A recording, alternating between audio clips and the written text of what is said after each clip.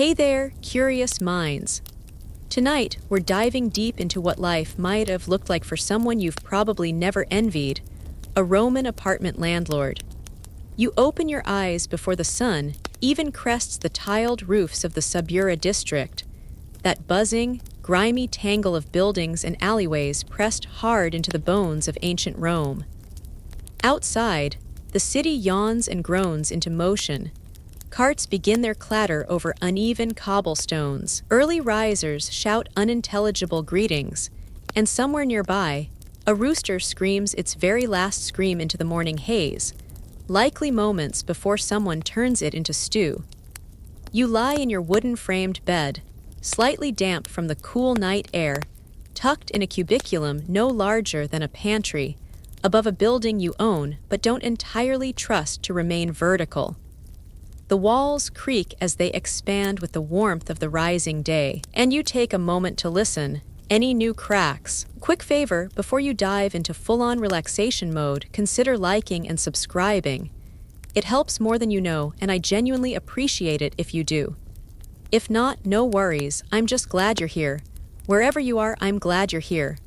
Let's take a moment to leave the noise of the day behind, and let's ease into tonight's journey together. The insula, the apartment building, is old, even by Roman standards, patched and repatched with mismatched bricks, goat hair mortar, and sheer optimism. It leans a little toward the east, like it's eavesdropping on the neighbor's roof. As the landlord, you live here, but only just. Your quarters are modest, like a pigeon with slightly better luck. The wealthier classes wouldn't dare live above the second floor. They've heard the horror stories. But for you, it's both throne and cage. You rise to your feet, bones popping like ancient timbers, and wrap a woolen cloak around your shoulders. The tiles underfoot are cold and slightly sticky, thanks to a leak from upstairs again. You shuffle to the tiny wooden shutter that pretends to be a window and unlatch it. Outside, the early sun tries bravely to light up the narrow alley below, where smoke and steam already rise from breakfast stalls. The smell is a potent mix of frying fish, sour wine, and humanity. You breathe it in anyway, it's home. Somewhere down below, a tenant's dog yelps, probably fell through a floorboard again. You sigh, time to start the day. As you descend the creaky stairs, avoiding the second step, always you begin your inspection. The stairwell is narrow, its brickwork sweating from last night's fog. You nod to a bleary-eyed mother wrangling two children and an amphora of something that smells like yesterday's garum. She glares at you. Not a morning person. You step over a broken tile near the landing and peer into a dark corner where someone's built a tiny shrine. There's a scorched chicken bone, a few wilted flowers, and a wax doll with one missing eye. You nod respectfully. You don't know what it's meant to appease, but this close to the city's underbelly, you never scoff at superstitions. Historians still argue whether these home shrines served mostly religious or social functions. But here, they serve as tenant insurance policies against cracked ceilings and roaches the size of mice. By the time you reach the bottom floor, the city is awake and humming. The street doors of your building creak open, revealing a sliver of chaos. A bread seller hollers across the alley. A beggar snoozes against your wall. A boy pees into a drain that leads nowhere good. You make a mental note to scrub that section again, or just pray for rain. Rome never sleeps, but she sure knows how to pretend she's awake before she's ready. The smell of old wine and animal grease clings to every surface. A taverna across the street is still sweeping out last night's ashes. You glance at your neighbor's building, noticing a fresh crack that spiders up its wall like a warning. You're lucky your place is still standing. For now. A rat scurries past your foot, bold as an augur's chicken. You don't flinch. You've seen worse, like the time your fourth floor collapsed halfway during Saturnalia, or the time a tenant kept pigeons that turned out to be trained thieves. True story. One of them came back wearing a senator's ring. You unlock the small side room where you keep your clay tablets, your rent records, written in careful shorthand. You trace your finger over a few etchings. The names are mostly the same. A butcher, a weaver, 3 students sharing a loft they pretend is just temporary. One scribe who always pays in lamp oil. Rents due from most of them today, which means half of them will vanish into the fog by midday, and the other half will start crafting excuses the moment they see you. But first, you light the small bronze brazier tucked under your counter. The charcoal crackles to life as you brew a simple tea, if you can call steeped rosemary and street water tea. The warmth helps clear the morning fog from your mind. Outside, someone's selling chestnuts. The vendor calls your name and tosses one your way. It's slightly burned and incredibly hot. You juggle it with a hiss and the vendor laughs. Same ritual every day. As you lean against the door frame and sip, you can already hear it. The sound that truly defines your job, not the hammers or the traffic or the gossip. No, it's the groan of plaster somewhere giving way, followed by the unmistakable sound of water dripping where it shouldn't be dripping. A tenant yells from an upper floor. You close your eyes and whisper a quiet prayer to Mercury, god of both merchants and liars. Sometimes you're both at once. You'll investigate soon. You always do.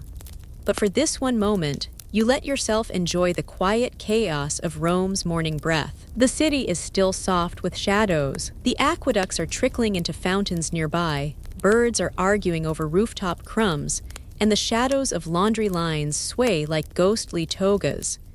You live among stories stacked 5 or 6 high, in a building that's part business venture, part social experiment, part looming lawsuit. And as you rub the sleep from your eyes, you're very aware that today will be like every other day, unexpectedly unmanageable. Still, you're the landlord of this leaning monument to barely legal architecture and never-enforced ordinances. And as Rome stretches her limbs, you square your shoulders and prepare to wrestle her again. Tenant complaints begin before your feet even touch the courtyard floor properly.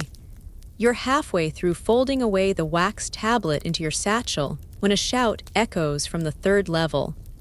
It's leaking again. You look up and see Marcus, the elderly weaver with a mop of gray curls and a face carved from sun-dried figs, leaning dangerously over the balcony edge. He's pointing at his ceiling, or more precisely, someone else's floor. You already know which room it is. Of course it's that one. You sigh and begin the climb, passing chipped murals and graffiti scrawls, one lovingly etched with Julia smells like fish, and another more poetically declaring Venus lives here part-time. On the 2nd floor landing, you nearly collide with a boy racing past holding a loaf of bread in one hand and what appears to be a chicken's foot in the other. You're not entirely sure if he's stealing it or sacrificing it, but either way, he's not your tenant. By the time you reach Marcus's level, the smell of mold has already greeted you like an old enemy. He stands beside a low doorway, arms folded. It's coming down like Poseidon's wrath, he declares, which would be poetic if it weren't also quite literal. Water is dripping in a steady rhythm from the ceiling, plopping into a cracked basin placed below, which seems wholly unqualified for the job. You crouch and press your fingers to the damp plaster, muttering a curse that would make a Vestal blush. The damage wasn't here last week. The tenant above Flavia, the herb seller with a talent for forgetting rent, had promised to fix her plumbing. By plumbing, of course, you mean a chamber pot system that relies heavily on gravity and good aim. Apparently, neither were working this week. You thump your knuckles on Flavia's door, and she answers half asleep, wrapped in a threadbare stola and blinking like a confused owl. She denies everything immediately. Must be a roof leak, she says, despite being on the 4th floor. You arch an eyebrow. Historians still argue whether Roman tenants genuinely believed these sorts of lies or simply hoped their landlords were too exhausted to challenge them. You make a mental note. Add Flavia to the collect from later list, right under replace loose stair tile, and find out who's burning animal bones in the courtyard. For now, you'll leave Marcus with a bucket and a promise you're about 40% likely to keep. Descending again, your foot slips on a slick patch, olive oil, probably, and you grasp the rail just in time to avoid an impromptu visit to the ground floor. A merchant is coming up, hauling jugs of wine for the taverna tenant below, and you press yourself to the wall to let him pass. He grunts something between a greeting and a wheeze. You reach the courtyard just in time to see Gaius, your most melodramatic tenant, waving his arms like he's auditioning for a tragedy. "My wall is weeping," he declares. You follow him to his one-room apartment where, yes, the brickwork is damp, but you suspect the weeping has more to do with the pickled fish paste jar tipped over in the corner. Still, you humor him, because Gaius always pays rent on time and occasionally leaves you gifts. Last week, it was a wooden flute shaped like a fish. Utterly unplayable, but thoughtful. Outside his room, you pass by a tiny alcove where a teenager is haggling over rent with a small statue of Jupiter. You squint. Ah, no, he's practicing for later. You nod respectfully and move on. Better rehearsed lies the new ones. The alley beside your building is already gathering puddles from somewhere, never a good sign, especially in dry weather. The drains, of course, don't really drain. You remember last spring when a street vendor's cart got stuck in the muck and the crowd had to eat grilled squid ankle deep in mystery soup. Classic Subura charm. You check the back of the building next, where you've been trying to grow a vine over the worst wall crack. It hasn't taken yet, and the crack seems smug about it. You run your fingers along the brick and feel the give beneath it. Not urgent, you tell yourself. Not yet. A tenant is yelling upstairs again, this time about rats. You call back, "It's Rome, if they pay rent, I'll let them stay." Someone chuckles from a balcony, you don't even know who. There's a knock at your main gate, a courier from the bakery down the road. Apparently, one of your tenants owes 3 loaves and has been skipping out on morning pickups. The baker wants your help in collection. You tell him you'll talk to the man. You won't, but it buys you a day. Back inside, you pass a shrine that wasn't there yesterday. It's made of chicken bones and a clay face with red berry eyes. One of the children's creations, probably, or an offering to the Lairs, the household spirits. You whisper a quick prayer, can't hurt. In the stairwell, someone's burning incense, probably to cover the smell from a dead fish hidden somewhere in the walls, a common prank during festivals. You make another mental note to sniff out the source when your stomach is stronger. At mid-morning, you take a break. You perch on a crate in the lower hall, sipping watered wine from a chipped cup. The sun angles through the shuttered slats, painting streaks of dusty gold across the stone floor. You think briefly about the building across the way, burned last summer in a cooking fire. Only one floor collapsed. It was a good building. You notice a scrawl on your door frame. Landlordus lent, it reads. Landlord the slow. You frown, you'll scrape it off later. Probably. Someone asks if they can pay part of the rent in salted olives. You decline politely, unless they're the big ones, the really big ones. You stretch your arms and feel the pull in your back. This place may be crumbling around you, but it's yours. Mostly. You don't technically own the land. It's leased from a senator's cousin's estate, but the walls, the stairs, the angry ghosts, they're yours to manage. As you watch the sunlight shift, you hear a new voice call out. It's a tenant you forgot about, new arrival, up on the 5th floor. He's locked himself out and can't find his sandals. You rise again, sipping the last of your wine. Another issue, another stair climb, another complaint to triage. This is what being a landlord in Rome really means. You don't build legacies. You don't carve your name into marble or conquer distant shores. You patch things. You chase rent. You listen to lies and offer promises that stretch thinner than your ceiling joists. And every morning, you do it again. Because if you don't, well, someone might just burn the place down for warmth. You clamber up toward the 5th floor, which should honestly come with a warning sign or a complimentary funeral package. By the time you reach the top landing, your legs are staging a full protest, and your tunic is doing its best impression of a wet sponge. The 5th floor, for all its dizzying height, comes with none of the prestige of an imperial view. No, what you get up here is rickety floorboards, suspicious smells, and the constant threat of gravity winning a surprise match. You find the new tenant, Lucius, a scrawny former actor with a mustache more confident than the man himself, standing sheepishly in front of a door that won't open because his key is still inside. He's barefoot, holding a cracked jug of wine like it's a consolation prize, and his toga is on backward. I was rehearsing lines, he explains. For a play, you glance around. There is no audience unless you count a pigeon currently laying judgment from a beam above. You jiggle the door handle, try the old shoulder bump method, and finally retrieve your spare key, a bent piece of bronze that only works when it feels like it. Today, the door opens on the third try with a groan that sounds uncannily like your own knees. The interior is exactly what you expect. One window, no furniture yet, and the faint scent of wet rope. Lucius thanks you profusely, promising to sing your praises in his next monologue. You tell him to just not die up here. That'd be enough. On the way back down, you pause to check the support beam at the fourth floor turn. It creaks ominously. You press your weight against it gently. It holds, for now. But you make a note to bribe the carpenter again, or the augur, depending on which you trust more that week. Historians still argue whether Rome's building standards were laughable or just aggressively optimistic. You're voting for both.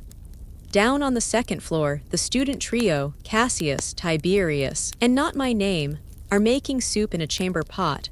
You give them a long stare. They look up guiltily. It's lentil, one offers, as if that explains everything. You don't ask why it smells like vinegar and sulfur. You just tell them to open a window before the fumes kill your income stream. You step outside for a breath of fresh air, but Rome rarely grants that wish. Instead, you're met with a sudden gust of donkey cart wind and the smell of overripe fruit. A produce seller is arguing with a customer, while an orange rolls into the gutter like it's trying to escape the entire scene. You watch it bob gently in the muck and wonder if it's having a better day than you. Back inside, a tenant intercepts you near the stairwell. It's Antonia, the fishmonger widow from the third floor, who has a fondness for conspiracy theories and dried eels. She insists the upstairs neighbor is hoarding amphorae of illegal oil and that it's going to explode. You promise to look into it, which is landlord code for smile and nod until they stop talking. Antonia presses a dried fig into your hand as thanks. It's hard as a rock and may have once been used as currency. Next stop, the roof. Not because you want to climb another 6 floors, but because the drain up there has been blocked again. The building's slant isn't just a quirky architectural choice. It funnels rainwater into odd places, including Marcus's bed and the stairwell shrine. You bring a hooked stick and your dwindling patience. The ladder to the roof creaks like it's reciting its will. You emerge into blinding sunlight and a wind that immediately tries to remove your cloak. From up here, the city sprawls in every direction. Terracotta tiles stretch toward the Forum. In the distance, you can see the white marble of temples, the curve of the Colosseum, and 1,000 columns arguing with the sky. It would be beautiful if it weren't for the sudden gust of pigeon that slams into your leg. You look down and find the blockage. A tangled mess of feathers, wax, and someone's lost sandal. You dig it out with a grunt, flinging the mess into a corner where it immediately attracts interest from 2 nearby gulls. There's a makeshift garden up here, too. One of the tenants has planted onions and lettuce in cracked amphorae. It's charming and deeply illegal according to the city fire inspector. But the basil smells nice, and you're not a monster. You let it be. A flock of birds lifts into the air as a dog barks from a rooftop across the alley. Somewhere, a musician starts playing a pan flute, which immediately reminds you of the time a tenant tried to summon fawns and ended up starting a small fire. You brush off the memory and finish checking the tiles. No immediate signs of collapse, just the usual peeling pitch and the eternal war between mortar and time. Back downstairs, someone's stolen your sitting crate. You sigh. It was never really yours anyway. You borrow a barrel from the tavern attendant, he owes you 3 and sit on it while massaging your temples. A child walks by carrying a goose. You don't ask, you just nod. The noon heat begins to press into the walls. You retreat to the shade of your office, which is just a glorified broom closet with dreams of respectability. You open your ledger and start making notes. Rent due from 8, paid by 2, lied to by 5, and 1 tried to pay you in love poems.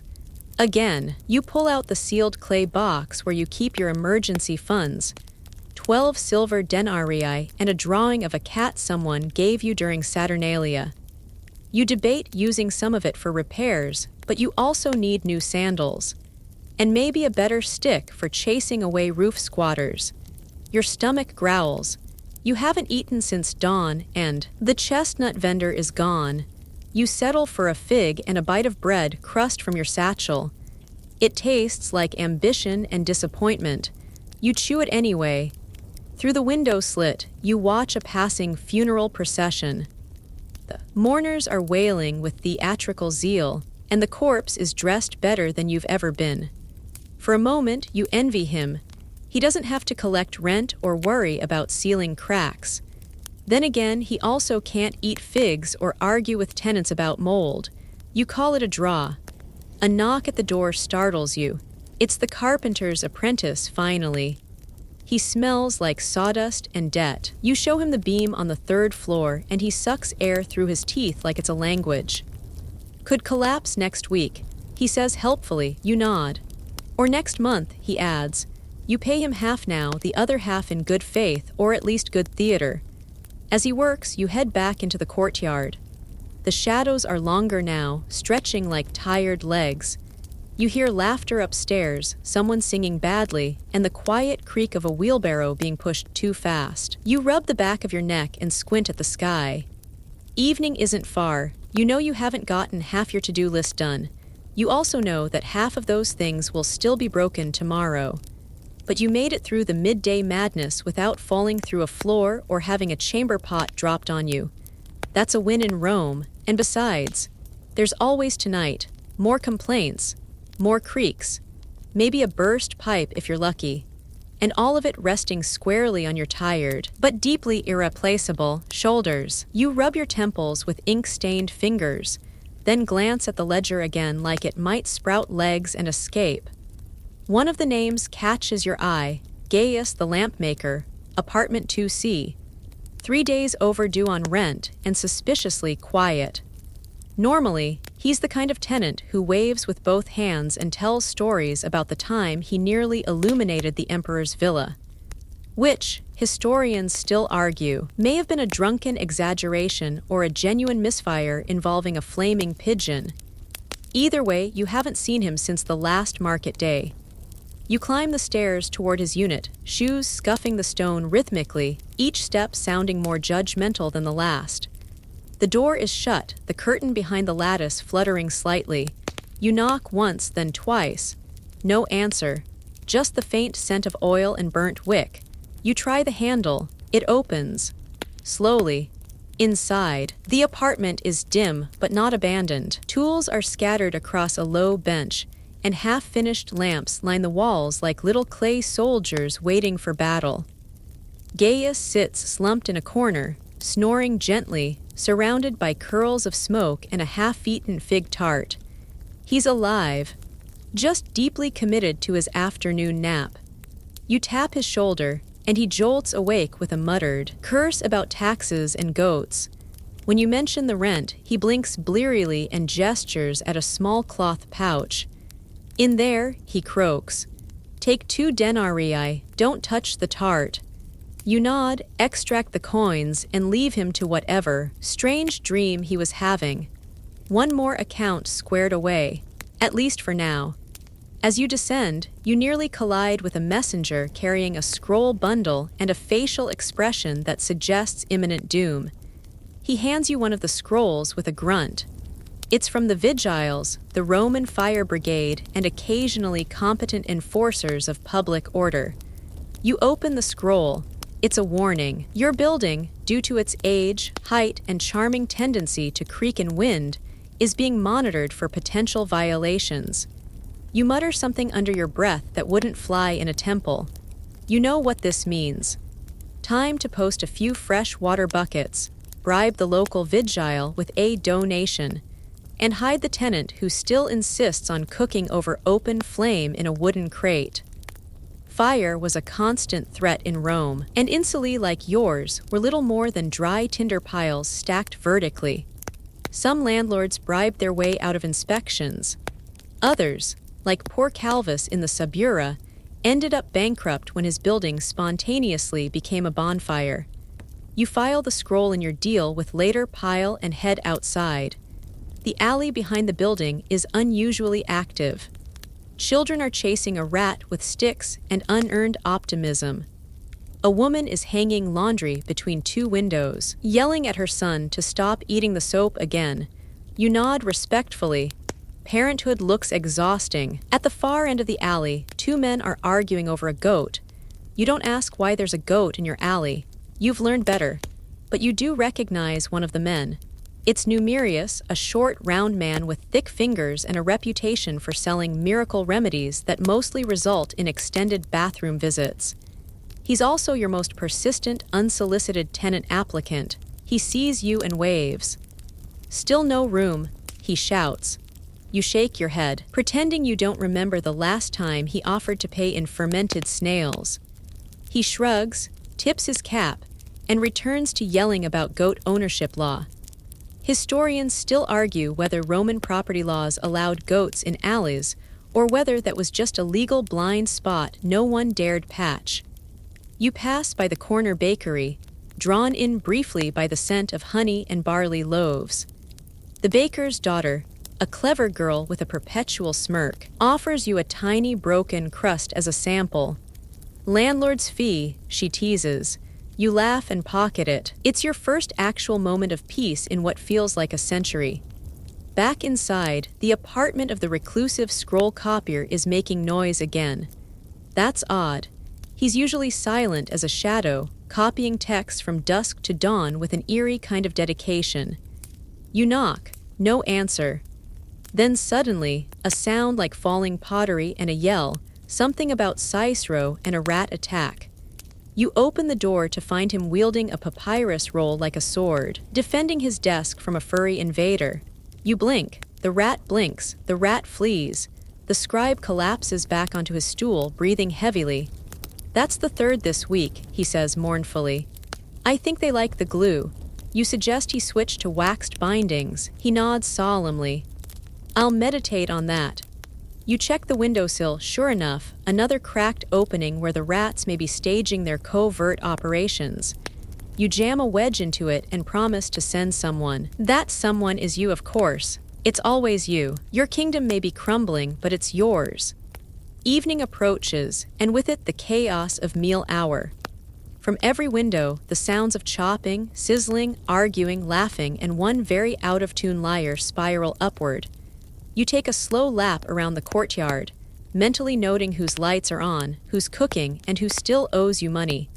You pause at the taverna tucked beneath the eastern stair. It's technically an illegal use of space, but the owner, Velia, pays her rent in advance and pours you an occasional free cup of Mulsum. Tonight, she waves you in with a smile and a mug. You accept, grateful, and perch on the edge of a stool. Around you, patrons laugh, drink, and trade rumors like currency. One man swears the Senate is about to outlaw public belching. Another claims his cousin saw a Vestal Virgin at the theater. You sip the wine, let the noise wash over you, and allow yourself one tiny sigh of contentment. You don't stay long. There's still a leak on the second floor, and someone keeps jamming the courtyard drainage with bits of sausage skin. You handle both in quick succession, the latter by shoving a stick into the grate until it gurgles angrily and spits out a clump of what might once have been stew. By nightfall, your legs are noodles, your back is making threats, and your patience is thinner than stretched papyrus. You light your oil lamp and scribble a few final notes in the ledger, 2 resolved complaints, 1 minor rat incident, and a promise to evict the next tenant who tries to ferment garlic under the stairs. Outside your tiny office window, the sky has turned a deep velvet blue. Torches flicker across the rooftops. Somewhere in the city, drums echo faintly. Maybe a festival, maybe a riot, it's always a coin toss in Rome. You settle into your stiff wooden chair and rest your head against the wall. For a moment, everything is still. Even the building creaks quieter, like it knows you're listening. The day's chaos has passed, but the building remains. Tall, creaky, stubborn, and entirely yours. You wake up before dawn the next morning because of course you do. There's no rooster crowing, this isn't a farm. But some sympathetic lunatic on the third floor is practicing flute again, and you suspect he's actively hunting bad notes. Your back feels like it got kicked by a centurion and your neck did something weird in the night, but there's no time for that. The building doesn't wait. You splash water on your face from the chipped basin beside your sleeping mat and instantly regret the decision. The water's cold enough to file complaints of its own. You stretch, mutter something unrepeatable, and stare out your small window at the lightening sky. Rome is stirring. There's a dull clatter in the courtyard below as someone drops a jug. A child laughs. A cart rolls past in the alley, the wheels squealing like they disapprove of their job. And above it all, that smell, baking bread mixed with wet stone and a hint of something unidentifiable but suspiciously familiar. Could be pickled fish. Could be boiled laundry. Probably both. You dress quickly, slipping on your tunic and sandals, then do the thing every Roman landlord learns to do instinctively. You check the walls for new cracks. There's a fresh one near your door frame. Lovely. It's a thin fracture, barely noticeable, but you make a mental note. Add it to the scroll, one more item on the endless list. The first tenant to knock is Domitia, the woman with 6 children and the stamina of a gladiator. She's fuming. The neighbor's boy, she begins, arms already flailing, has been relieving himself into the water pot again. You blink. This is not your favorite type of problem. Third time this week, she adds for emphasis, like she's submitting it for the historical record. You nod solemnly, scribble a note, and thank her for the update. Then you go find the boy Marcus, age 5, chaos incarnate, and gently explain the concept of private bodily functions and communal water storage. He blinks, nods, and proceeds to tie your sandal strap to a chair leg when you turn your back.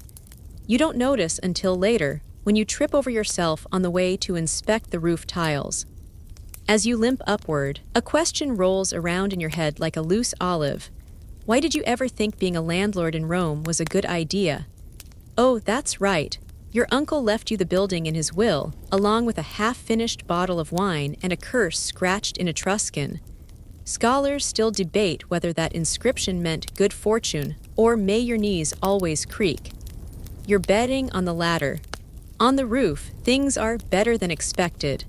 Only one loose tile this time, and no sign of the previous tenant, who used to raise pigeons illegally. You peer over the edge to watch the smoke beginning to rise from a dozen chimneys. The city is waking up fast. You take a moment to breathe it in, brick dust, soot, and the distant tang of frying onions. Strange how comforting that can be. By mid-morning, you're elbow-deep in complaints and repairs again. A pulley system has jammed on the 4th floor, trapping a basket of laundry midair like some absurd fabric offering to the gods. You fetch your ladder, which is really just 2 ladders tied together with hope, and climb up to fix it while a tenant below swears loudly about their missing tunic.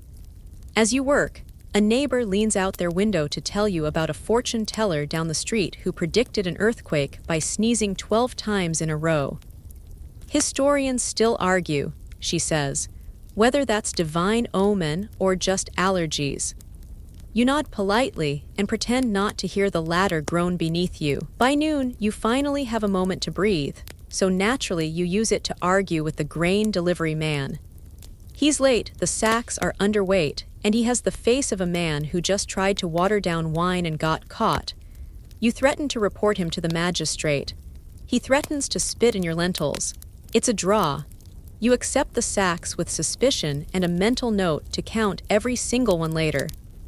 Lunch, when you finally get to it, is a crust of bread, a piece of dried fig, and a lukewarm cup of watered wine you're not entirely sure you didn't pour yesterday. You eat sitting on a crate behind the building, watching a cat try to steal a sausage from a vendor. The cat wins. You feel weirdly proud. Then it's off to deal with the public latrine. Technically, it's not part of your building, but it's close enough that people blame you when it smells wrong. Which is always. The latrine is an architectural marvel, a row of stone seats over flowing water. But maintenance is a daily, fragrant struggle. Today, someone's dropped a sandal in the channel and it's causing a blockage.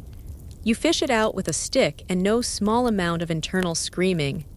You're halfway back when you spot Lucius, your part-time handyman. He's supposed to be fixing a leak in the ceiling of apartment 1B.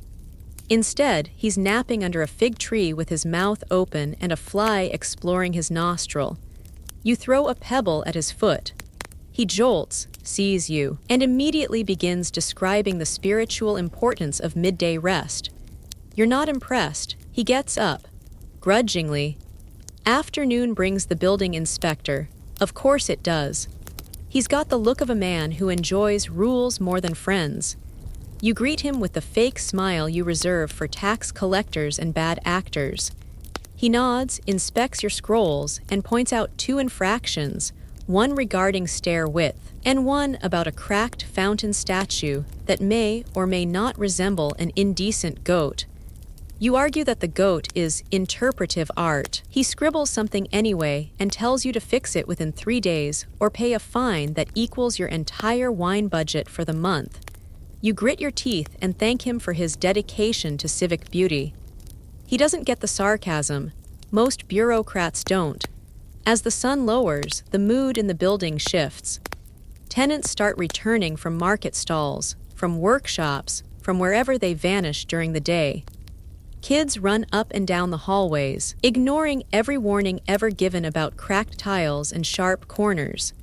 Someone starts singing in the stairwell, off-key but enthusiastic. You check your scroll one last time. 3 unresolved complaints, 2 broken hinges, 1 suspiciously moldy corner, and a tenant threatening to release live frogs unless their ceiling stops dripping. You deal with what you can. The frogs are apparently already in a basket. By the time night arrives, your arms are sore, your hair smells like whatever that bucket was near the latrine, and your sandals are crusted with something you hope is just mud. But the building stands. Somehow. Despite Rome's chaos, despite your aching bones, despite the fact that your only real reward today was half a crust and the knowledge that nobody died on the stairs. That's something, right? You sit on your little stool by the entrance, listening to the city hum. The walls creak. The wind sighs through the alley. Somewhere upstairs, someone drops a plate and immediately starts blaming the gods. You smile. Rome might burn eventually. But tonight, your insula sleeps. And you, noble landlord, have survived another day. The next morning greets you with a rickety knock at the door, sharp, persistent, and entirely too early. You rub your eyes, shuffle over, and open it to reveal a man dressed in official colors, and a tunic so stiff it could probably stand up by itself. A clerk from the tax office. Of course. Nothing says good morning quite like a conversation about how much of your income isn't yours. He hands you a wax tablet with an exaggerated flourish and tells you cheerfully that an assessor will arrive later to evaluate your property's worth for taxation purposes. You murmur something in Latin that, depending on pronunciation, either means thank you or may a goat eat your sandals. He chooses to hear the former and disappears down the street, whistling. You close the door and lean against it for a moment. Tax season. A sacred time in Rome when everyone collectively pretends they've never earned a denarius in their life. You don't keep perfect records. No Roman landlord does, really, but you do have an old scroll tucked behind your water jars listing income, expenses, and bribes minor.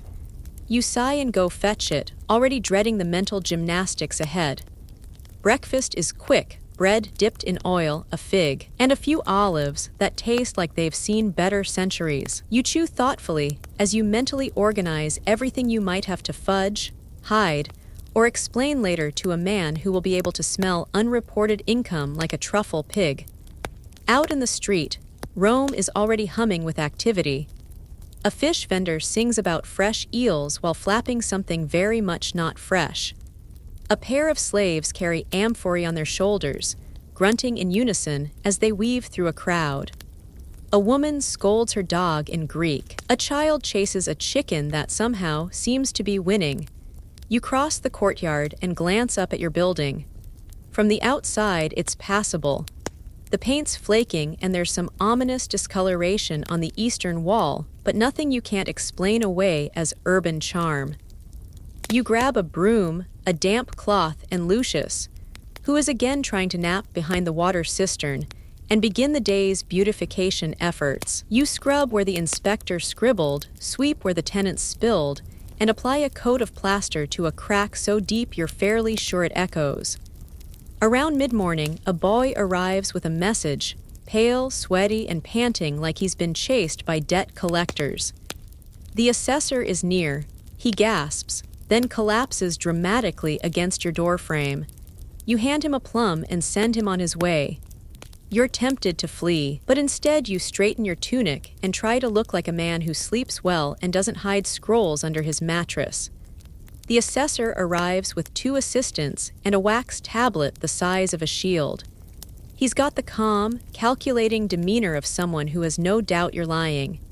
He begins the tour, and you follow him room to room, answering questions with what you hope are just the right amounts of vagueness and invented optimism.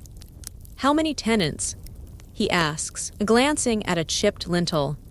23 legal, you say quickly, and a few short-term boarders. He arches an eyebrow. "How short-term?" You smile, ephemeral. In the stairwell, he taps a water stain with his stylus and frowns. "Leaking." "Decorative," you reply, very in vogue among Southern architects. He writes something and mutters in Greek, which is never a good sign. His assistants scribble notes and measure things with string, muttering about regulations from the time of Augustus that may or may not still apply. Historians still argue whether these codes were meant to be enforced or were just guidelines to prevent total architectural anarchy. When he reaches the roof, he pauses. There's a loose beam you forgot to secure and a puddle where last week's rain still lingers. You quickly talk about your upcoming renovation initiative, hoping he won't ask for proof or a date. Miraculously, he doesn't. He's too distracted by the distant view of the forum, which you casually refer to as a tenant amenity. Back downstairs, he asks to see your records. You hand him your scroll, the one with slightly adjusted income notations and strategically vague expense categories like miscellaneous losses and civic gratitude. He reads silently, lips moving, then clicks his tongue and scratches out a few items with a flourish. "This," he says, pointing to a payment labeled Wall Shrines, "isn't deductible." You shrug. The Lairs need love, too. The assessment ends 2 hours later with a curt nod. He tells you to expect notice of taxes owed in no more than 3 weeks. You thank him with all the sincerity of a man watching his savings walk away on sandal-clad feet. He departs with his assistants, all of them avoiding the suspiciously leaning door framed near the entryway. You sit down on a stone bench and exhale. There's no way you're getting out of this lightly. The only question is how deeply they'll dig and how fast they'll bleed you. But hey, at least the goat statue wasn't mentioned this time. Small wins. Lucius, now suddenly alert and helpful, offers to help carry scrolls or update ledgers. You narrow your eyes. "What do you want?" you ask. He shrugs. "Just trying to contribute." You hand him a bundle of receipts and tell him to start copying. He grumbles but obeys. You wonder if maybe he was briefly possessed by the spirit of responsibility. The rest of the afternoon is quieter. You mend a broken shutter, argue with a tenant about whose turn it is to clean the stairwell, and chase off a street performer who tried to set up a puppet show in your entryway. This is private property, you inform him, and no one wants to see Jupiter with googly eyes. As dusk rolls in, you take another slow loop around the building. The sky is a soft orange, fading into rose and eventually into the deep cobalt of a Roman evening. You check the locks, nod to a few neighbors, and even help an old man up the stairs when his knee gives out halfway. He thanks you and tells you he once wrestled a lion in Syria. You believe him mostly. Back inside, you light your oil lamp and settle onto your bench with your scrolls. There's no denying it, taxes are coming. But for now, in this soft golden light, you let yourself pretend it won't be that bad. Maybe the gods will be kind. Maybe the tax office will get distracted by a plague of locusts or an ill-timed Senate scandal. It's Rome. Stranger things have happened. The lamp flickers. A breeze stirs through the hallway. Somewhere below, someone starts a quiet song. And you, scruffy, exhausted, and undeniably Roman, rest your head against the wall and close your eyes for just a moment. The day is done, and you're still standing. You wake just before dawn, your body confused by the shifting sounds of the street below, the rhythmic clomp of early deliveries, the quiet mutterings of bakers firing up their ovens, and the unmistakable rattle of a cart missing at least one wheel. Your back is sore from sleeping upright again, and there's a suspicious crick in your neck that feels like a gift from the gods of spinal misfortune. Still, the day won't wait, and neither will the tenants who are already stirring with needs complaints, and if you're lucky, maybe a coin or two. First order of business is the roof. A tile broke loose in the storm last week and clattered dramatically into the alley, narrowly missing a fruit cellar and his prized pomegranate pyramid. You muttered an apology then and promised repairs. And now, well, now is when that promise comes back to haunt you. You fetch Lucius, who is pretending to scrub the courtyard fountain while mostly just moving water around. With a long-suffering sigh and a ladder that looks like it's survived at least one fire, you both make your way upward. The climb is slow, rickety, and involves some creative swearing. When you reach the top, you're rewarded with a fine view of the neighborhood, rooftops stretching in every direction like a patchwork of pride and poor decisions. The broken tile is easy enough to find.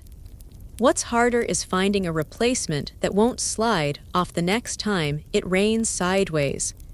You wedge a new one in with mortar that's a bit too old and a prayer that's not quite sincere, and hope gravity continues being your friend. Historians still argue whether Rome's infamous rooftop hazards were due to poor materials, careless landlords, or some secret thrill in dodging death while walking to the market. Lucius points to a pile of straw tucked near the chimney. Pigeons, he says, with the same horror you might reserve for bandits or tax collectors. You nod grimly. Pigeons in Rome are less bird, more invader, creatures of stealth and guano, and the eternal enemies of clean laundry. You scare them off with exaggerated flailing and tell Lucius to bring up a net later. Maybe this time you'll remember to tie it down so the wind doesn't carry it into the forum again. Back on solid ground, you're immediately intercepted by Helena, the widow on the third floor who insists her ceiling is weeping. You know she means leaking, but her flair for poetic tragedy is part of her charm. You promise to inspect it by midday, and she rewards you with a stale honey cake and an eyebrow raise that borders on flirtation. You take the cake and pretend not to notice the eyebrow. It's too early for emotional entanglements. As you climb the stairs to check the apartment, you pause to tighten a railing that's come loose again. You add it to your growing list of tasks, somewhere between fix communal oil lamp and hunt rat that might now be a roommate. You push open Helena's door and step into her cool, dim room. The ceiling stain is worse than before, a Rorschach blot of building neglect. You tap the plaster and it crumbles like old bread. Another sigh, another repair. You make a note to send a mason, maybe Flavius if he's not too drunk this week. Mid-morning brings a different kind of storm. The two sisters on the second floor, Sylvia and Aurelia, are arguing over laundry rights again. Something about who used the better soap and whose tunic bled red dye onto whom. You separate them with practiced diplomacy and a stern reminder that if they rip down the communal line again, they'll be drying their clothes over the nearest aqueduct. They grumble but relent, and you retreat to the alley for air. The alley smells like damp stone, warm bread, and faintly of horse. You sit on an overturned amphora and take a moment to just breathe. A cat appears, eyes narrowed, clearly judging you. You offer it a bit of dried fish from your pouch and it accepts, which is about as close to divine approval as you're likely to get today. Then comes Marcus, your least punctual tenant, who insists his rent is in process. You cross your arms. Aberrates? I've sent a message to my cousin in Capua who owes me 3 goats. I will sell one, trade another for silver, and then bring you the coin. You blink, and this goat-based economic strategy will conclude when. He shrugs, soonish. You tell him he has 5 days. He tells you he appreciates your generosity. You tell him it wasn't meant to be generous. As midday heat rolls in, you gather with a few neighboring landlords in the shade of a fig tree. There's Gaius, who owns the taller Insula next door, and Decima, who runs a building mostly occupied by scribes and a very unlucky chicken vendor. The conversation drifts from sewer backups to new bribe rates for building inspectors. Gaius mentions a senator's nephew is pushing new fire safety rules. You all groan in unison. What do they expect? Decima says. Every wall's already been patched twice. Want us to build them from dreams and marble dust. You all laugh, mostly because crying would draw flies. After lunch, bread, cheese, and a cup of watered wine, you decide to walk the perimeter of your property again. A boy nearly crashes into you on a runaway cart. A woman drops a loaf of bread from her window and yells down for you to return it. A beggar asks if your building has vacancies for ghosts. You tell him you'll check the records. At the rear entrance, you discover someone scrawled a very rude caricature of you in charcoal. You stare at it for a moment. It's actually not bad. You erase it anyway, though part of you considers framing it. Fame, after all, must be managed carefully. As the day wanes, you check in on the cistern, the tenants with children, and the ones most likely to cook with too much oil and set the place ablaze. You knock on doors, offer warnings, lend tools, and accept small tokens of thanks. Mostly food, occasionally flattery, never actual coin. You remind a tenant that the shared chamber pot is not to be emptied from the balcony, and he promises it was a one-time error in judgment. The sun sets slowly, casting long shadows across the stone and wood of your building. You climb the stairs one last time and sit on the rooftop, feet dangling over the edge like a teenager. Below, Rome hums into evening. Lamps flicker to life.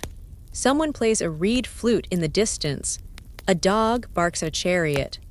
And somewhere far off, you swear you hear the sweet, unmistakable chaos of a drunken brawl. The air is cooler now, and the tile beneath you is still warm from the sun.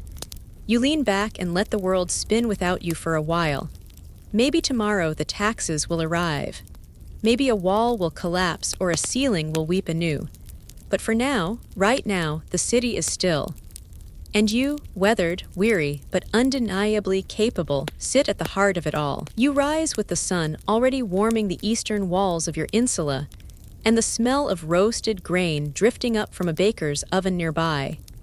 It's shaping up to be another dry, dusty day, the kind that bakes the clay tiles and turns the air into something you could slice with a bronze dagger. You stretch, your back complaining like a philosopher forced to work a real job, and mentally prepare for what this particular morning promises. Rent collection. You don your least patched tunic, tuck a small wax tablet under your arm, and slip a stylus behind your ear like a proper administrator. There's a delicate rhythm to this part of the job, a mix of diplomacy, threat management, and selective memory. You descend the stairwell, each wooden step creaking in protest, and start with the first-floor tenants. They're typically the easiest. You suspect it's because they know you'll see them first and most often, so it's in their interest to remain on your good side. Or maybe they're just lucky enough to earn slightly more than the rooftop dwellers who barter with fish and homemade ink. The first door opens to reveal Domitius, a cobbler with impressive forearms and a permanent frown. He hands over his coin without fuss, only muttering about rising leather prices and how one more tax increase might force him into sandal piracy. You nod sympathetically and jot the amount into your tablet. No goats this time, you joke, not unless you take one pre-shoed. He grunts and shuts the door. Second floor, this one's more complex. You knock on a door with faded green paint, and out leans Julia, mother of 3 and unofficial matron of hallway gossip. She greets you with a smile too bright to be unpaid, and you brace yourself. About the rent, she begins, holding a small basket of fresh bread. I'm a little short this week, but she thrusts the bread forward like a shield. These just came out of the oven. Sesame and everything. You take one and chew slowly. They're excellent, annoyingly so. Half now, you say, and the other half by Saturn's Day, or I charge your door to a new tenant with fewer children and less gluten. She laughs but nods. Bread diplomacy has saved the day for now. Next comes the animal trainer on the 3rd floor, Licinus, who keeps more birds than any sane man should in a 10-square-foot room. He's mid-conversation with a parrot that refuses to learn anything useful. You duck to avoid an escaping finch and repeat your rent request louder this time. Licinus squints like he doesn't. Remember he owes you money, then rummages through several cages and a suspiciously large feathered sack. Eventually, he hands you a few silver pieces and something that might be an owl pellet. You accept the coins, ignore the gift, and exit before the smell follows you down the hall. By the time you reach the upper levels, the air is thinner and the excuses even thinner. You knock on the door of Crispus, a poet who pays rent once every 3 months, usually when his mother visits from Etruria and hands you the coins herself while apologizing for his general existence. Today, though, Crispus surprises you. He opens the door with wild eyes and the smell of ink on his fingers. I've sold a sonnet, he declares, thrusting a crumpled wax tablet at you. To whom? You ask, immediately skeptical. To a senator's niece. She's starting a salon. It's about the majesty of pigeons. You blink. Pigeons. Symbolic pigeons, he clarifies and hands you half a week's rent. You write it down, praise the birds, and move on. Up at the very top of the building, the windy, sun-scorched top floor where rents are cheap and accidents are frequent, you visit Emilia. She's a seamstress and your most punctual tenant. She greets you with a curt nod, offers her payment wrapped neatly in cloth, and asks about the ongoing repairs downstairs. You offer vague reassurance and compliment her stitching, which earns you a slight smile. There's a draft in the northwest corner, she says, and the stairwell window still rattles. You nod and scribble a reminder. She's too valuable a tenant to neglect. Unlike, say, old Plautus, who's lived in the attic storage room since the last census and might not even be alive anymore. You decide to check on that later, just in case you need to reclassify a corpse as a vacancy. As the heat intensifies, you retreat to the shade of your small office alcove on the mezzanine floor. Lucius is there, feet up on a barrel, carving something into the wall with what looks like one of your styluses. You clear your throat. He jumps. Just practicing my name, he says. Over and over, you ask. In different scripts, he replies proudly.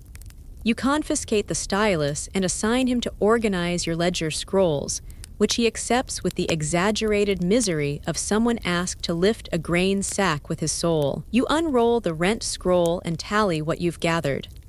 It's not bad, enough to cover basic repairs, bribes, and at least one personal indulgence, like decent olives or time away from Lucius. But you notice 2 names still unpaid. Marcus, your goat currency philosopher, and Sabina, the herbalist with a mysterious number of jars and an uncanny ability to make your headaches vanish with just one sniff of her concoctions. You decide to pay them each a visit before evening. Marcus, unsurprisingly, is out.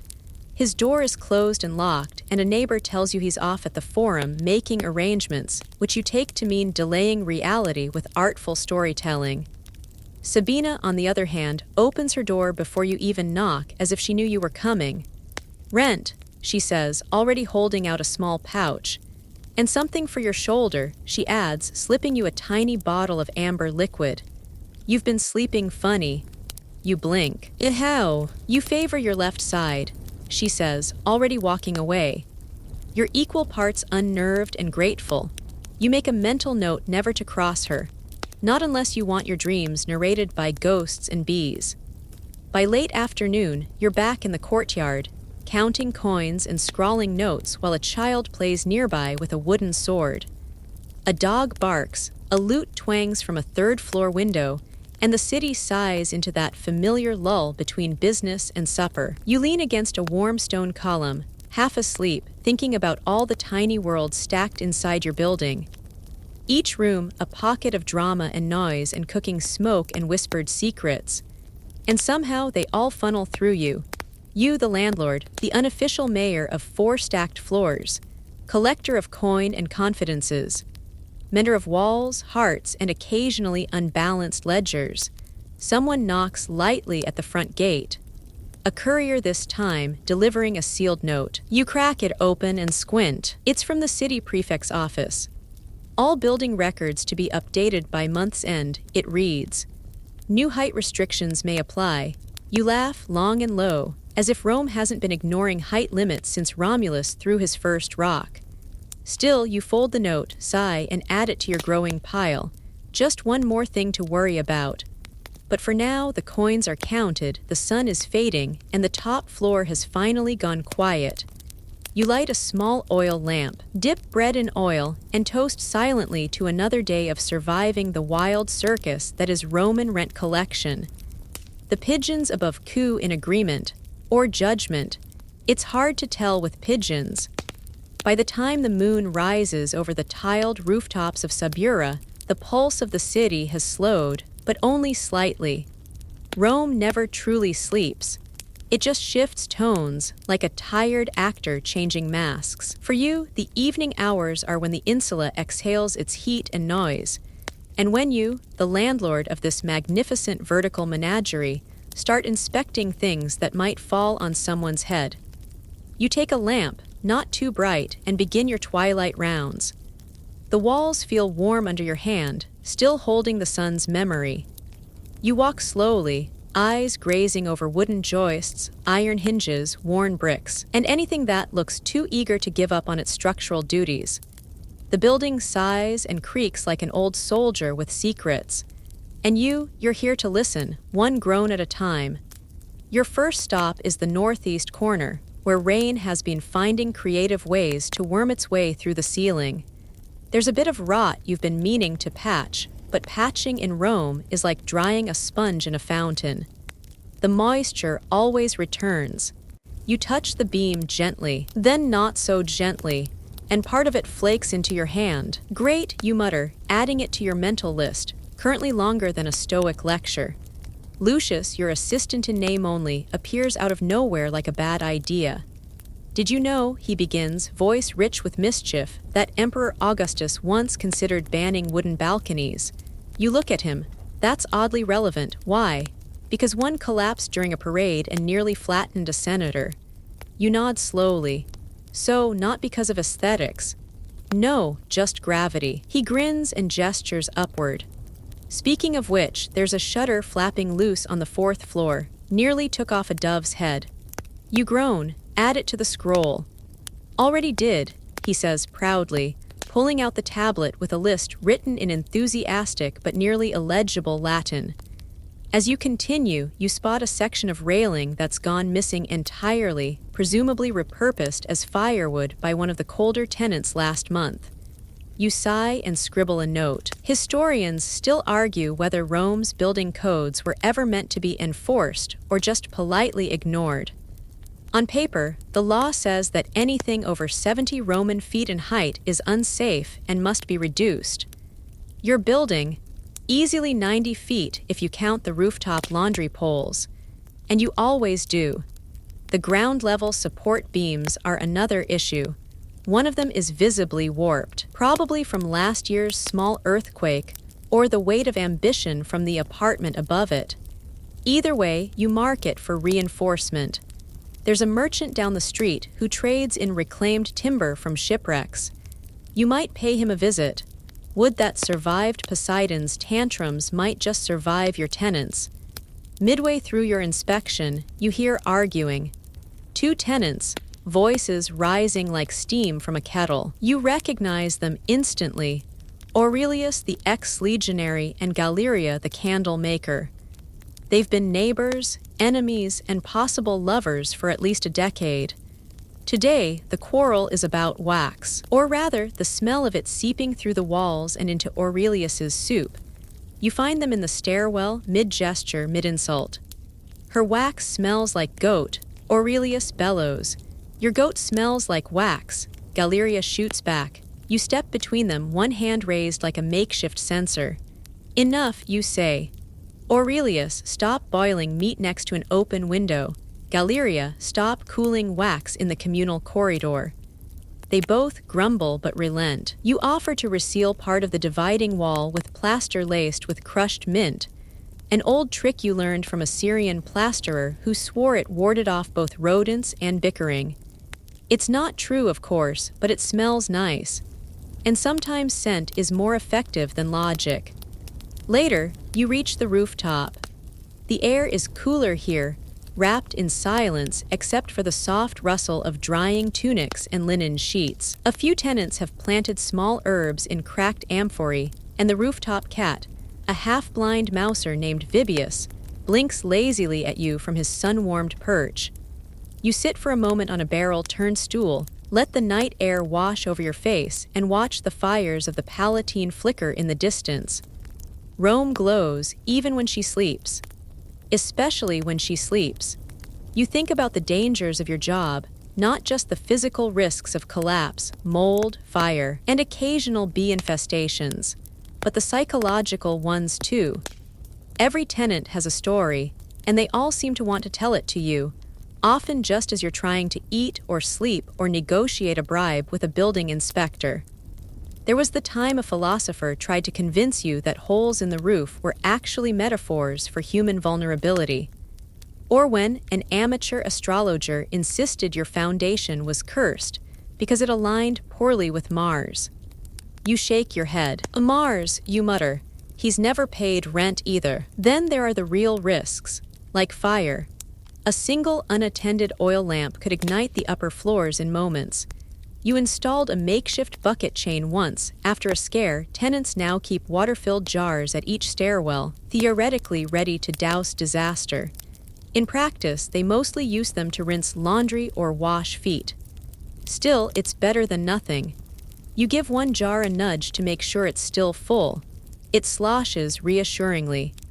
As the moon climbs higher, you descend once more, lantern swaying beside you. You notice the mosaic by the entrance has cracked again. It depicts a winged Mercury carrying a scroll in one hand and a key in the other. Some days you feel like Mercury. Other days you feel like the scroll, flattened, unread, stepped on. You smile despite yourself and promise to hire a mosaicist if your rent haul keeps up. Maybe even one who doesn't smell like fermented olives. Back in your quarters, Lucius is asleep in a pile of rope and ledger scraps. You consider waking him, but he looks peaceful for once. Instead, you write a short note. Buy nails, fix shutter, pay mosaicist, ask baker about roof bread trick. Then you place it on his forehead gently. You wash your hands with cool water from a basin, rub your eyes, and let yourself collapse onto the straw mat in your sleeping alcove. The walls creak, the shutters rattle slightly, and you hear the faint giggle of someone 2 floors up. You smile. This building is your burden, your empire, and occasionally your prison. But it's yours. You close your eyes and listen to the heart of your insula thrum through the stones. It beats in footsteps, whispers, laughter, dripping faucets, and the occasional crash of pottery during a late-night argument. You know these sounds. You know their meanings. And tomorrow, you'll walk the same route, make the same notes, and probably argue with someone about pigeons again. But for now, the inspections are done. The structure holds, and sleep comes like a merciful tax refund. Morning returns with that golden orange light slicing across your face like a sword through a toga, and despite your best efforts to sleep through it, the pigeons on the roof, possibly gladiators in another life, have other ideas. You groan as their cooing reaches a competitive volume, one of them even managing a proud strut across your window ledge, knocking a tile loose in the process. And just like that, you're awake. Welcome back to the landlord life. Today is the first day of the new rent cycle, a sacred and slightly terrifying tradition where every tenant owes you coin, favors, or a song and dance depending on their current finances and creativity level. The Roman rent calendar, you see, doesn't come with automated alerts or discrete envelopes. It comes with expectation, tension, and in your case, a wooden box you carry under your arm to collect payments or, more frequently, excuses. You rub the sleep from your eyes, splash some cool water on your face, and wrap yourself in a simple tunic, less refined than yesterday's but more appropriate for hearing grievances and chasing down late payers.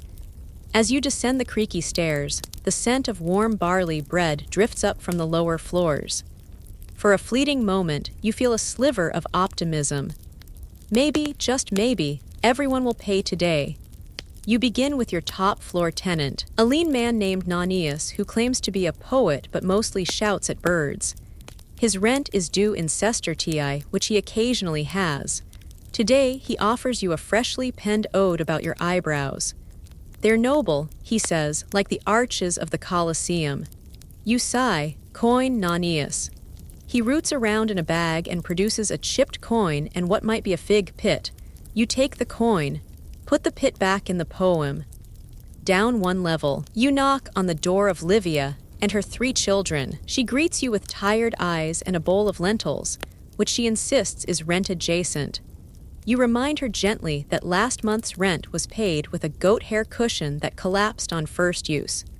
She smiles sheepishly and promises to repay everything in coin by Saturnalia. Historians still argue whether Roman landlords were allowed to evict widows with children, and you're not about to become the reason they settle that debate. You nod and move on. Midway through your rounds, you stop to record payments, or the lack thereof, in your wax tablet, pressing your stylus with increasing force as the gaps grow wider than a senator's promises. You notice something odd. 3 tenants from the west corridor have simply vanished. Beds untouched. Food gone, no notes. Just a vague rumor that they left to join a traveling troupe of orators headed for Gaul. You're not even mad. Just annoyed they took their amphory with them. You reach Marcus, your most reliable tenant, a cobbler with strong arms, a stronger handshake, and a healthy fear of missed payments. He hands over a small pouch of coins, each one warm from his pocket and smelling faintly of leather glue. You nod with approval. If only I had 10 more like you, you murmur. Don't wish that, he replies. Then I'd never get the hot bath first. You both chuckle, and for a moment, it's easy to forget that you're walking a tightrope of expenses and crumbling masonry. The lower levels are more promising, closer to street access, which usually means wealthier tenants or shopkeepers with predictable income. You stop at the fishmonger's flat. He pays in salted mackerel again. You try to look grateful, but your eyes betray you. There's only so much fish one can store in a Roman summer without a dedicated larder and a forgiving nose.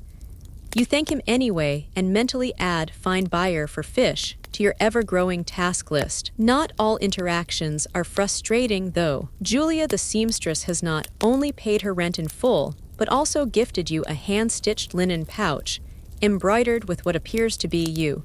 Riding a dolphin. Artistic license, she says proudly.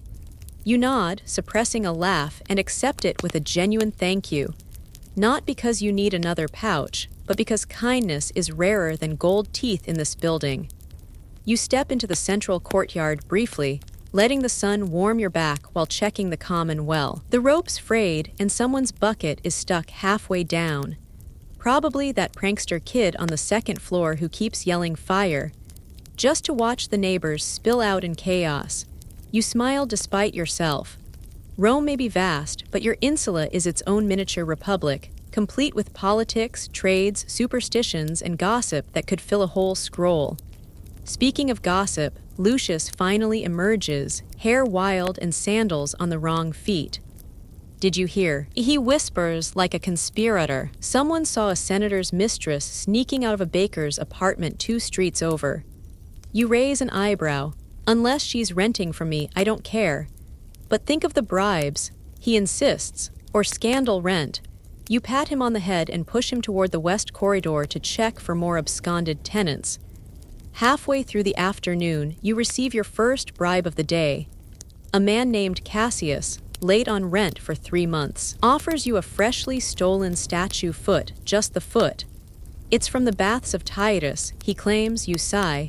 I can't pay taxes with a marble toe. He insists it's good luck. You take it anyway, more out of curiosity than belief, and place it by your desk, facing the door like a judgmental guardian. By evening, your coin box is heavier but still not full. Rent collection is never complete in one day. Sometimes it takes 3, 4, or an angry letter forged to look like it's from a praetor. But you've learned to pace yourself. The goal isn't perfection, it's momentum. One payment leads to another. One deal offsets a disaster. You balance like a tightrope walker above a pit of debt and damaged tiles. You settle into your desk again, recounting the day's payments. You organize the coins, making neat stacks, some dented, some rubbed nearly smooth from circulation. Each coin is a story, a favor owed, a promise fulfilled or delayed. You set aside some for repairs, some for taxes, and a small secret stash for emergencies, like hiring a plasterer to fix the time a tenant decided to expand their window with a hammer. Better light, they said. Better draft, you replied. Outside, the lamps are being lit along the streets, flickering like stars that decided Rome was more exciting than the sky. You sit back in your chair and listen to the nighttime melody, footsteps echoing off stone, a lute drifting from an open window, someone muttering in prayer, and a dog barking like it owns the empire. You close your eyes for just a moment. Running an insula isn't just about collecting rent. It's about reading people, balancing chaos, dodging disasters, and occasionally accepting fish as currency. You are part landlord, part judge, part confessor, and part negotiator. And sometimes, like today, you're the keeper of a community that holds itself together with hope, rope, and the occasional bribe wrapped in goat cheese. You breathe deeply, allowing yourself a moment of satisfaction before the next crisis finds you. It always does. But for now, the rent cycle has begun, the coins are stacked, and you are still miraculously upright. By the time the second day of rent collection rolls around, your legs ache, your back protests, and you start fantasizing about turning your insula into a public bath and charging for entry instead. You wake to the usual orchestra of city sounds, vendors shouting, pots clanging, a rooster that is definitely someone's pet and not livestock, given the floral wreath someone tied around its neck. You stretch and shuffle toward the window, where the early light hits the crumbling ledge just so, casting a long shadow across your courtyard like a sundial that reminds you you're already late. The list of tenants who weren't home yesterday has grown suspiciously long, and your instincts tell you it's time to deploy your secret weapon. Not force, not threats, just a little something you like to call strategic hovering. You position yourself outside their doors, arms crossed, expressions somewhere between patient and disappointed uncle, and wait. It doesn't take long. The sound of whispers, a creaking floorboard, the unmistakable thud of someone tripping over a chamber pot. And finally, a door cracks open. First is Decimus, who swears up and down that he had the rent set aside, but then lost it gambling on gladiator fights. He tries to deflect your gaze by offering you pickled olives from a cracked amphora. You take one. It's terrible, but you smile. That's rent on the taste buds, not the ledger, you mutter, and Decimus nods solemnly before handing over half the owed amount. It'll do, for now. Down the hall, the twins Gala and Vaisha answer your knock wearing matching tunics and matching expressions of guilt. We thought the rent was due next week. They lie, synchronizing their voices with uncanny precision. You raise an eyebrow and tap your stylus against the tablet. Last week you said it was due yesterday, we swear. Are you inventing your own calendar? They giggle, then hand you a bag of roasted nuts and a wooden spoon carved with your name. You accept it, partially because it's charming, mostly because the nuts are good. Outside in the alley that wraps around the back of the insula, you bump into the building's unofficial messenger boy, Rufus, a scrawny, fleet-footed kid with a mouth like a market stall and gossip to match. The baker on the corner says one of your tenants owes him 3 loaves and a chicken. He reports, panting. He says if you evict him, he'll bake you a cake shaped like Jupiter's face. You tilt your head. Was it flattering? No, his nose collapsed. You make a mental note to visit that tenant later. You pass through the communal latrine, less a place for comfort and more a location to lose hope in humanity. The mosaic tiles are cracked, the benches chipped, and someone has drawn what might be a portrait of you riding a donkey into the sun. You don't ask questions. Art is art. Still, you scribble repair public latrine onto your wax tablet, wedging it between replace staircase beam, and find out why amphora storage smells like pickled onions and despair. Back on the second floor, you run into Flavia, who offers a bizarre deal. She'll clean the courtyard fountain if you forgive 1/3 of her rent. You look at her, then at the dry fountain choked with dead leaves and something that looks like an ex-frog. 1/2. As she says quickly, you nod. She hurries off with a broom and a gleam in her eye. Historians still argue whether Roman women often engaged in such direct rent negotiations, or whether Flavia is just ahead of her time. As the sun climbs higher, the heat begins to ripple off the walls, and you retreat into the shade of the stairwell to cool down. There, you catch a moment of unexpected tenderness, an old tenant named Gaius teaching his grandson how to count coins. This one's a denarius, that one's a quadrans. Never trust a man who pretends he can't tell the difference. The boy giggles. You watch quietly for a few seconds, then move on, feeling strangely content. Not every moment is about loss. Some are about legacy. You finally corner Terentius, who has barricaded his door with clay pots and is pretending to be out by speaking in a fake Greek accent. No Terentius here, he shouts. Only merchant from Corinth. You knock again. Terentius, your goat is licking the door from inside. A pause. Then the latch clicks and he peeks out sheepish. Worth a try. You just hold out your hand, palm open. He drops 2 coins and a carrot into it. You keep the coins. The carrot goes to the goat. 1 floor down, you check in on your most eccentric tenant, Fabia, a self-proclaimed oracle who pays her rent in blessings and tea leaves. She insists you'll be rich by the end of the month, as long as you avoid people named Lucan and don't step on any blue stones. You're not sure which part bothers you more, that she believes this or that there might actually be a Lucan with unpaid rent. She waves some incense in your face and calls it ritual rent. You inhale. It smells like burning socks, but you thank her anyway. As you wrap up the day, your coin box now 2/3 full, you find yourself at your own door. You push it open and step inside, dropping the box onto the table with a heavy clink. It's not a perfect haul, but it's progress. You unlace your sandals, stretch your toes, and sit down with a sigh. Outside, a cool breeze has finally rolled in from the Tiber, drifting through the slatted window shutters like a whispered apology from the city itself. You take a sip from your jug of watered-down wine and listen to the chatter drifting through the walls. Someone's playing a flute 2 floors down. A couple is arguing softly about who misplaced the laundry rope. A baby is crying, and a neighbor is singing to calm them, slightly off-key, but sweet nonetheless. Your insula isn't just brick and plaster, it's a living creature. Breathing, shifting, noisy, fragile.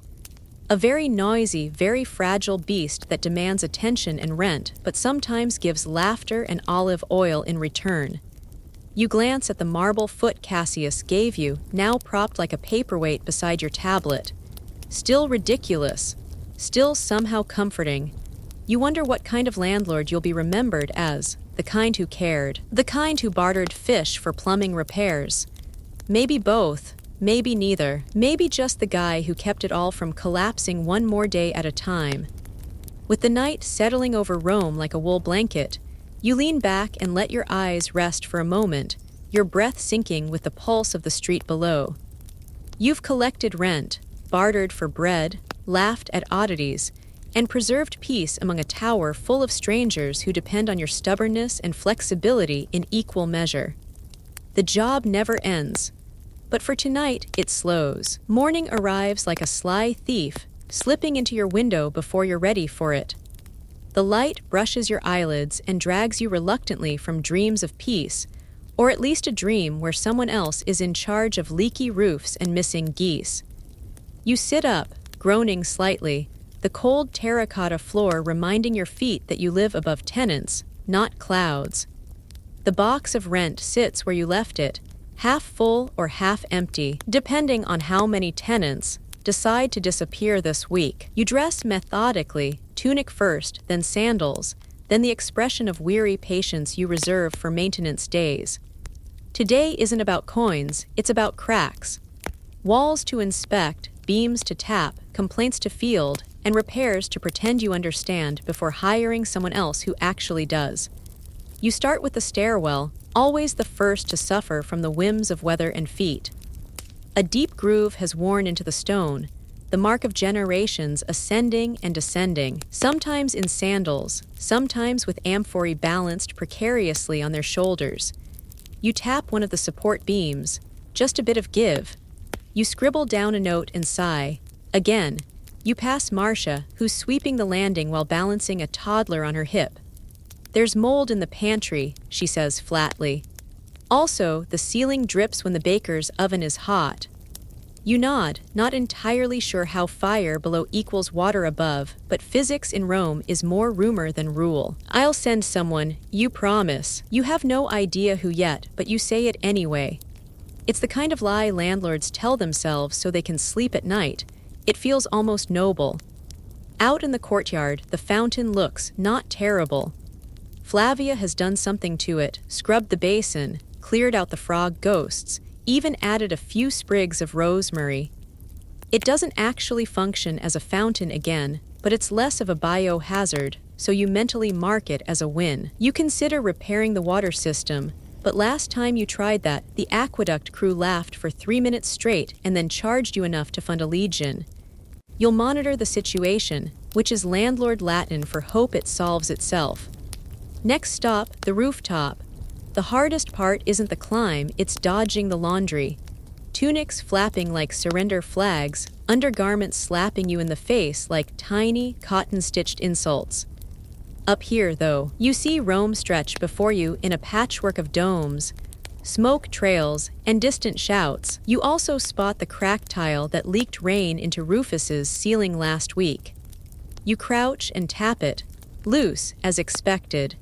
You wedge a flat stone beneath it and mutter a soft, "That'll hold," which means it might last another storm or two if the gods are feeling generous. The rooftop also gives you the perfect vantage point to spy on other insuli. You see another landlord on a neighboring block, shouting at a plumber from 2 floors up while waving what looks like a roasted turnip. Solidarity. Historians still argue whether landlords in ancient Rome formed informal alliances or merely traded insults from across rooftops. You prefer the former. You wave to him. He waves back, then gestures toward your fountain and gives a thumbs up. Praise, perhaps, or sarcasm. Hard to tell from a distance. Descending back into the depths of your building, you inspect the oven flue in the communal kitchen. The soot is building up again, curling like angry shadows along the walls. You poke at it with a stick and are rewarded with a shower of black dust that instantly coats your tunic. a small price to pay for fire safety, or at least slightly delayed carbon poisoning. You make another note: chimney sweep or child with broom, whoever's cheaper. Priorities. On the third floor, you detour to check the mosaic by the stairwell. Tenants swear it's haunted because the fish depicted within seem to swim differently at night. You think it's just a trick of the light and mildew, but you're not ruling out curses either. One tenant, Callistus, insists his dreams have changed since he started sleeping near it. More gills, he mutters. More scales than normal. You nod solemnly and write down seal haunted mosaic again. No one ever says landlording is dull. Later, you finally find the source of the pickled onion smell in the storage closet. It's not pickled onions. It's worse. A tenant tried fermenting fish in clay pots for a delicacy, then forgot about it for 6 weeks. The resulting stench has seeped into the wood. You confiscate the pot and hurl it into the alley with a theatrical flourish, where it shatters and releases a final, awful exhale of fishy doom. Rufus claps. That'll keep the stray dogs away for a week. Practical boy. You're halfway through checking the wall plaster near the rear stair when you hear the distant crash of something heavy followed by shrieking laughter. This, too, is maintenance in Rome. You rush toward the sound and discover someone has tried again to install their own pulley system for moving amphorae from floor to floor. It failed again. An entire pot of olive oil now shines across the tiles like golden embarrassment. You lock eyes with the culprit, a skinny man named Livius who always thinks he's improving things. Maybe next time, a test run, you suggest. He grins, sheepish, and begins scooping oil with a flat board. At least it smells nice. He offers, it does, that's something. Back in your room, you sit with your tablet and scan the day's notes. Cracks, leaks, fish, ghosts, suspicious mold that might be plotting something. You rub your temples and glance out the window again, where the last light is fading into twilight hues of purple and rust. Rome may be eternal, but your patience is definitely not. You take a long pull from your wine jug and nibble on a fig that tastes like it came from a week ago. Still better than fermented fish. Outside, the streets buzz with twilight energy. Lanterns sway gently, casting dancing shadows across weathered walls. Musicians begin to fill the air with the sweet strain of reed flutes and lazy drums. A dog barks, a woman sings, a cart clatters by with pottery stacked high like a death trap on wheels. You rest your head against the cool stone wall and let your eyes drift shut for a moment. One tenant taps at your door. It's Fabia, the oracle. There will be more cracks tomorrow, she whispers cryptically, but none in the walls. You blink. What then? She just smiles and hands you a tiny wreath of laurel leaves, then disappears into the corridor like a soft rumor. You stare at the wreath, put it on your shelf. Wonder how many problems tomorrow will bring, probably just enough. You close the shutter slowly, the sound of the city softening into muffled lullabies. Tomorrow there will be more tasks. More things that creak and leak and break and stink. But for now, they can wait. The building is still standing, mostly upright. And in this sliver of peace, with your back pressed against a wall you haven't had to fix in 2 weeks, you let yourself believe that maybe you've earned a quiet night. It's deep into the night when the scratching starts. Not loud, just a soft, rhythmic scritch-scritch from behind the wall like a mouse with a tiny hammer and a grudge. You sit up, squinting into the darkness, listening. Maybe it's rats. Maybe it's ghosts. Maybe it's just Rome, reminding you that quiet is always temporary. You light a small oil lamp and peer into the crevice near your sleeping mat, where a bit of plaster crumbles away under your finger. No eyes staring back. Not yet anyway. By now, you're used to the noises. The groans of old wood shifting, the sudden gurgle from forgotten pipes, the gentle moan of wind winding through the tile gaps. It's not haunted, at least not in the traditional sense.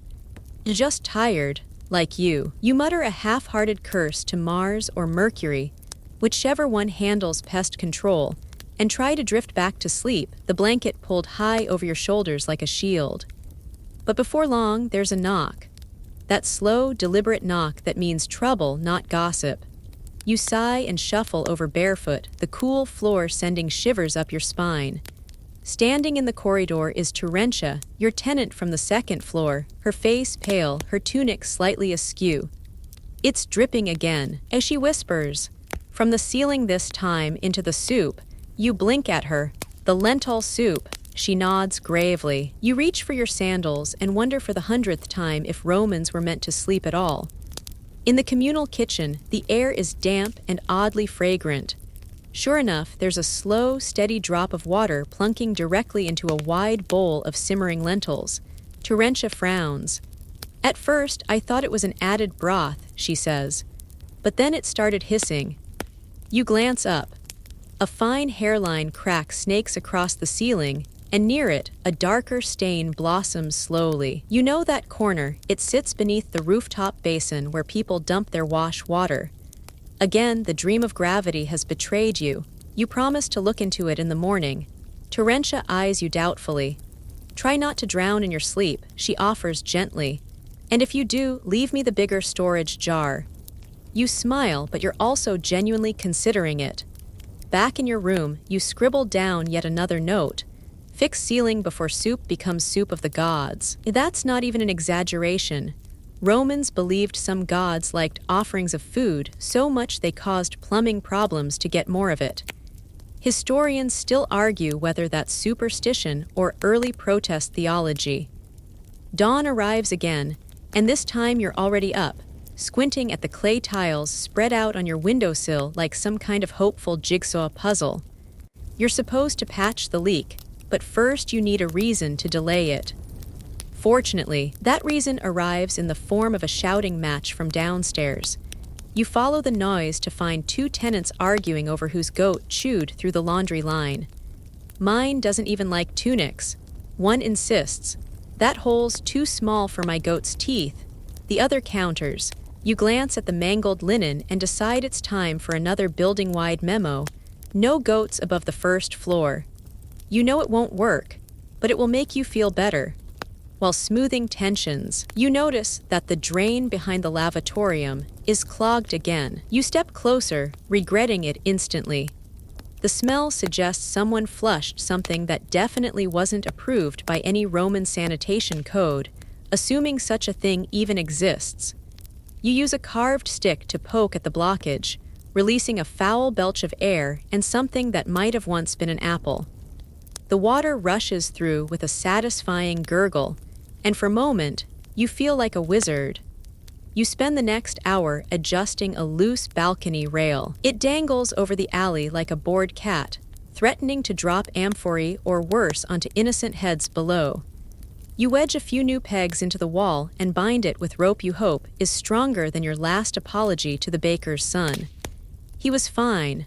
Eventually, you add balcony safety checks to your increasingly theatrical maintenance scroll, which now reads more like a tragic play than a to-do list.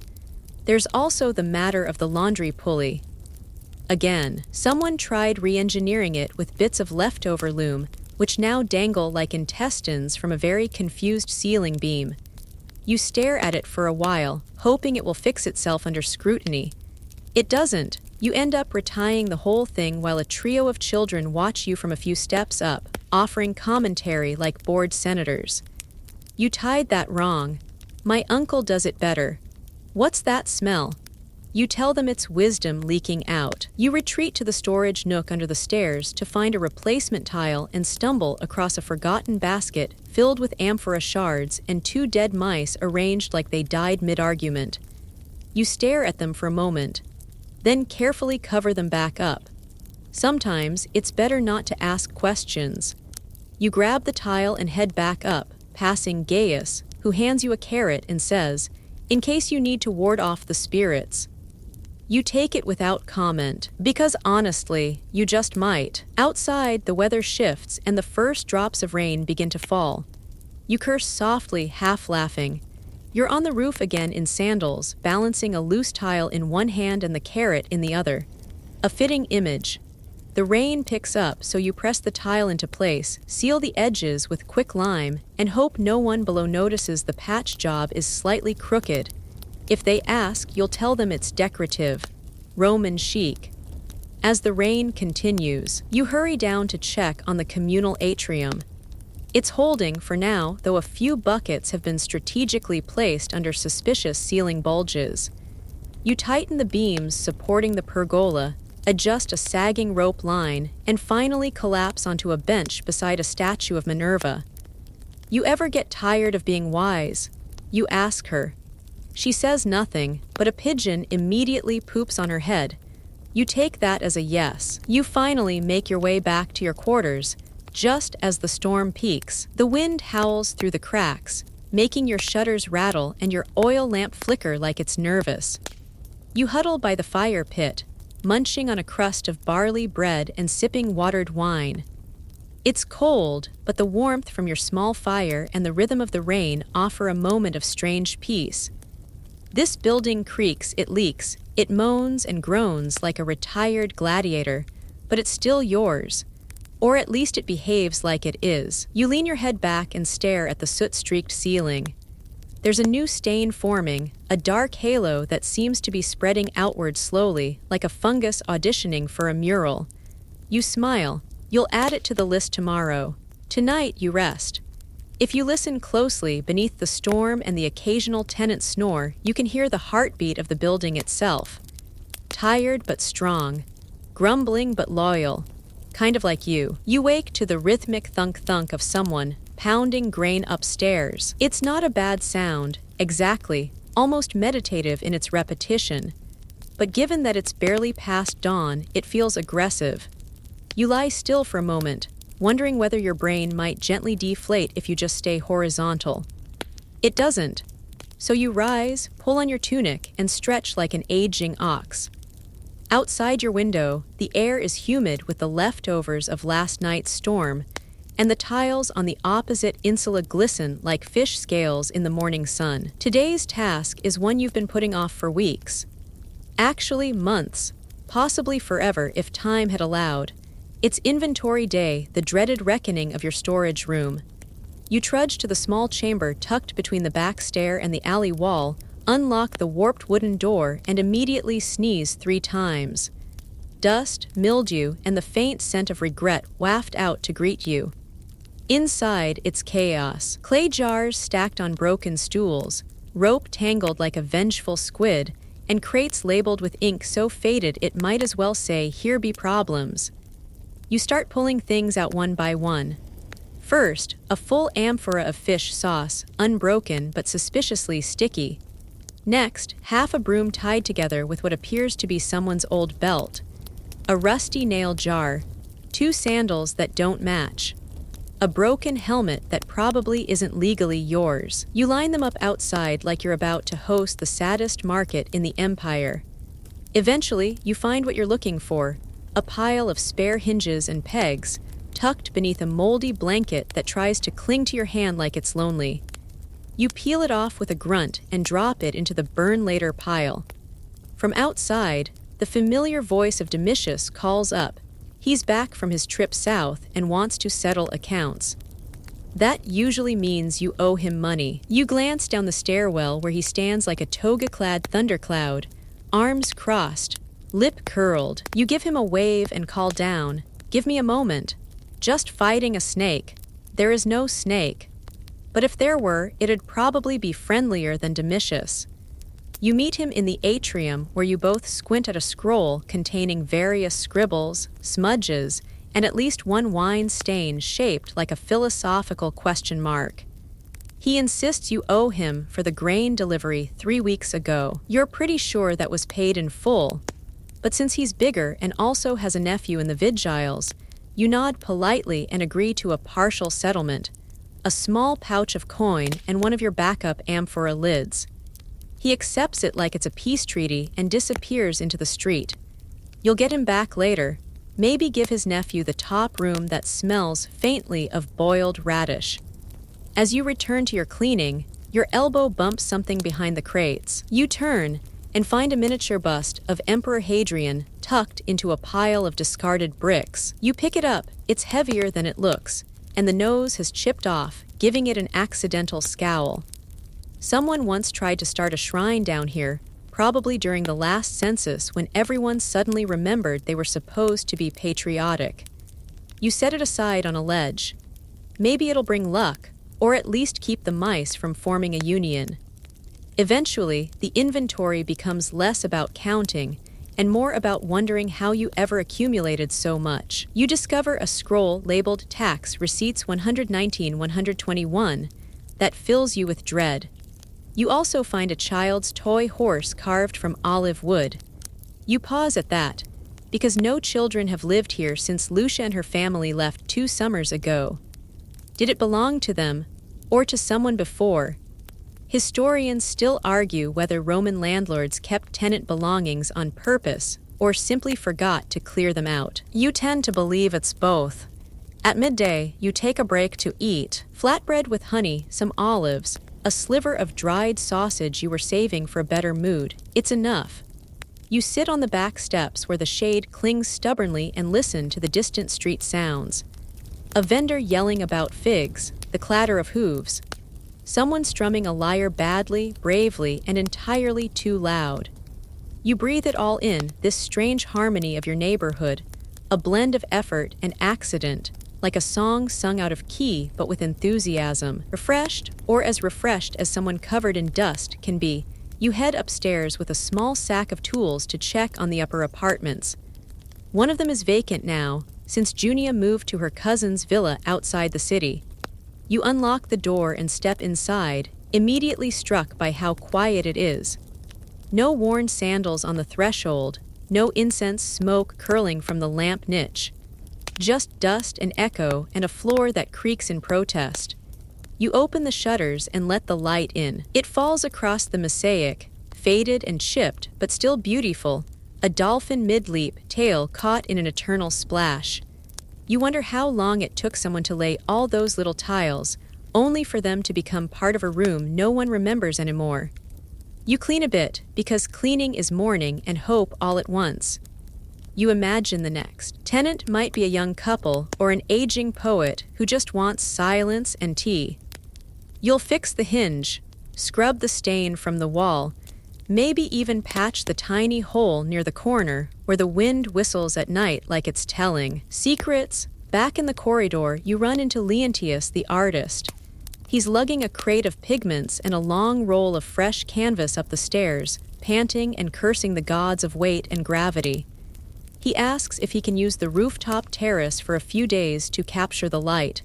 You squint at him. Light, you ask. He nods solemnly.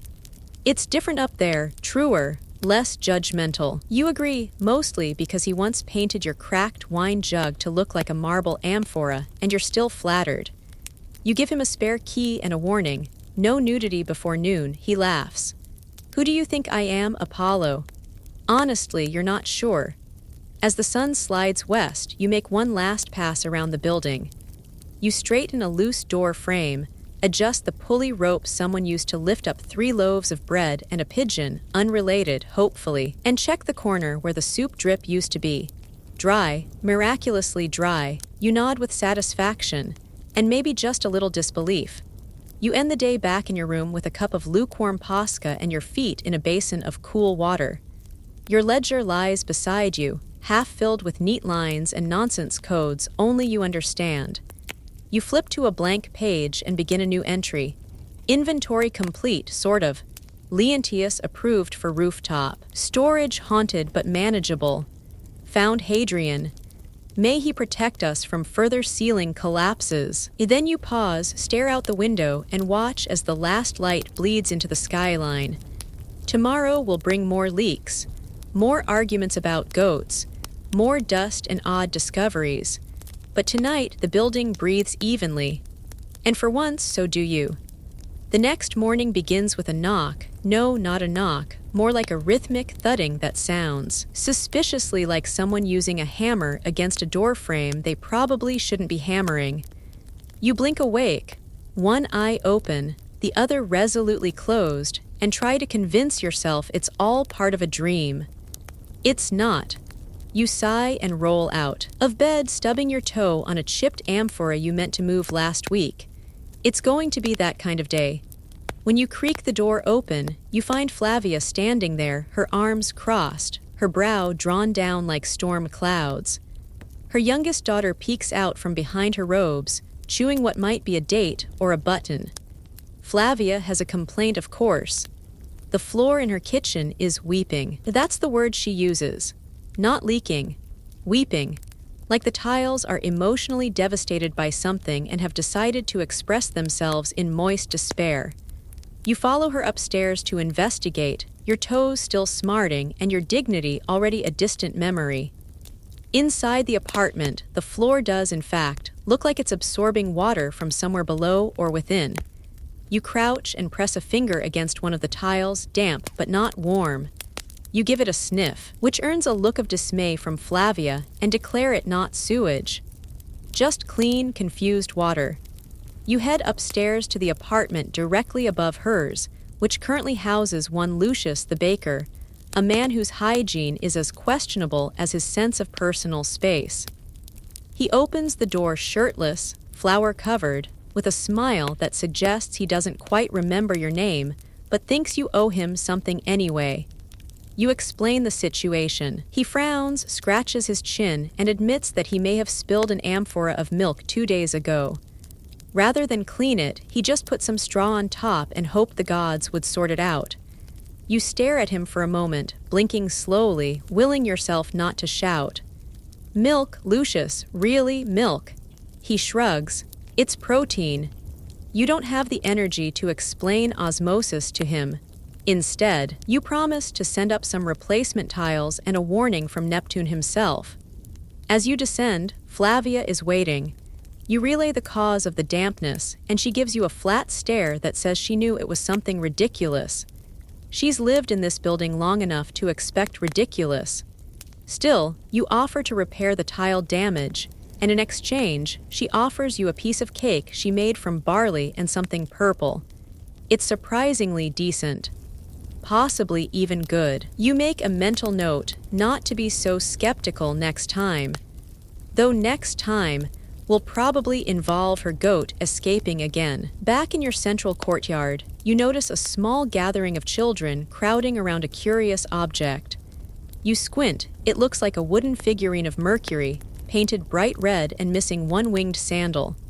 One of the kids explains that it fell from the sky. Another claims it came from the public baths. You ask how it would get from the baths to here, and she replies solemnly, he was running too fast and hit a bird. Historians still argue whether Roman children genuinely believed such things or simply enjoyed making up stories to confuse adults. You pocket the figurine for safekeeping, then tell them to avoid throwing gods off rooftops unless absolutely necessary. You head back inside to check on the latrine maintenance. This is perhaps the least glamorous part of being a landlord, but it's also one of the most important. If the shared latrine backs up, you don't just get complaints, you get exile-worthy scorn. You unlock the small iron-barred door, descend the steps with your tunic pulled up to avoid soaking the hem, and brace yourself for the smell. Except surprisingly, it's not awful today. Someone's added a small dish of rosemary and crushed lime leaves near the doorway. Possibly Leontius, the artistic tenant who now insists scents are a canvas. You'll take it. You check the drainage system, which connects to a main sewer running beneath the street. It's flowing. Not fast, but enough. You prod a few of the stones, tighten a copper fitting, and spot a rat the size of a small loaf scurrying out of a crevice. You nod at it. No flooding today, my friend, and retreat back into daylight. As you climb the stairs, you pass old Larsha sitting on her stool outside her room, spinning wool. She doesn't look up but mutters, I heard what you did for Flavia.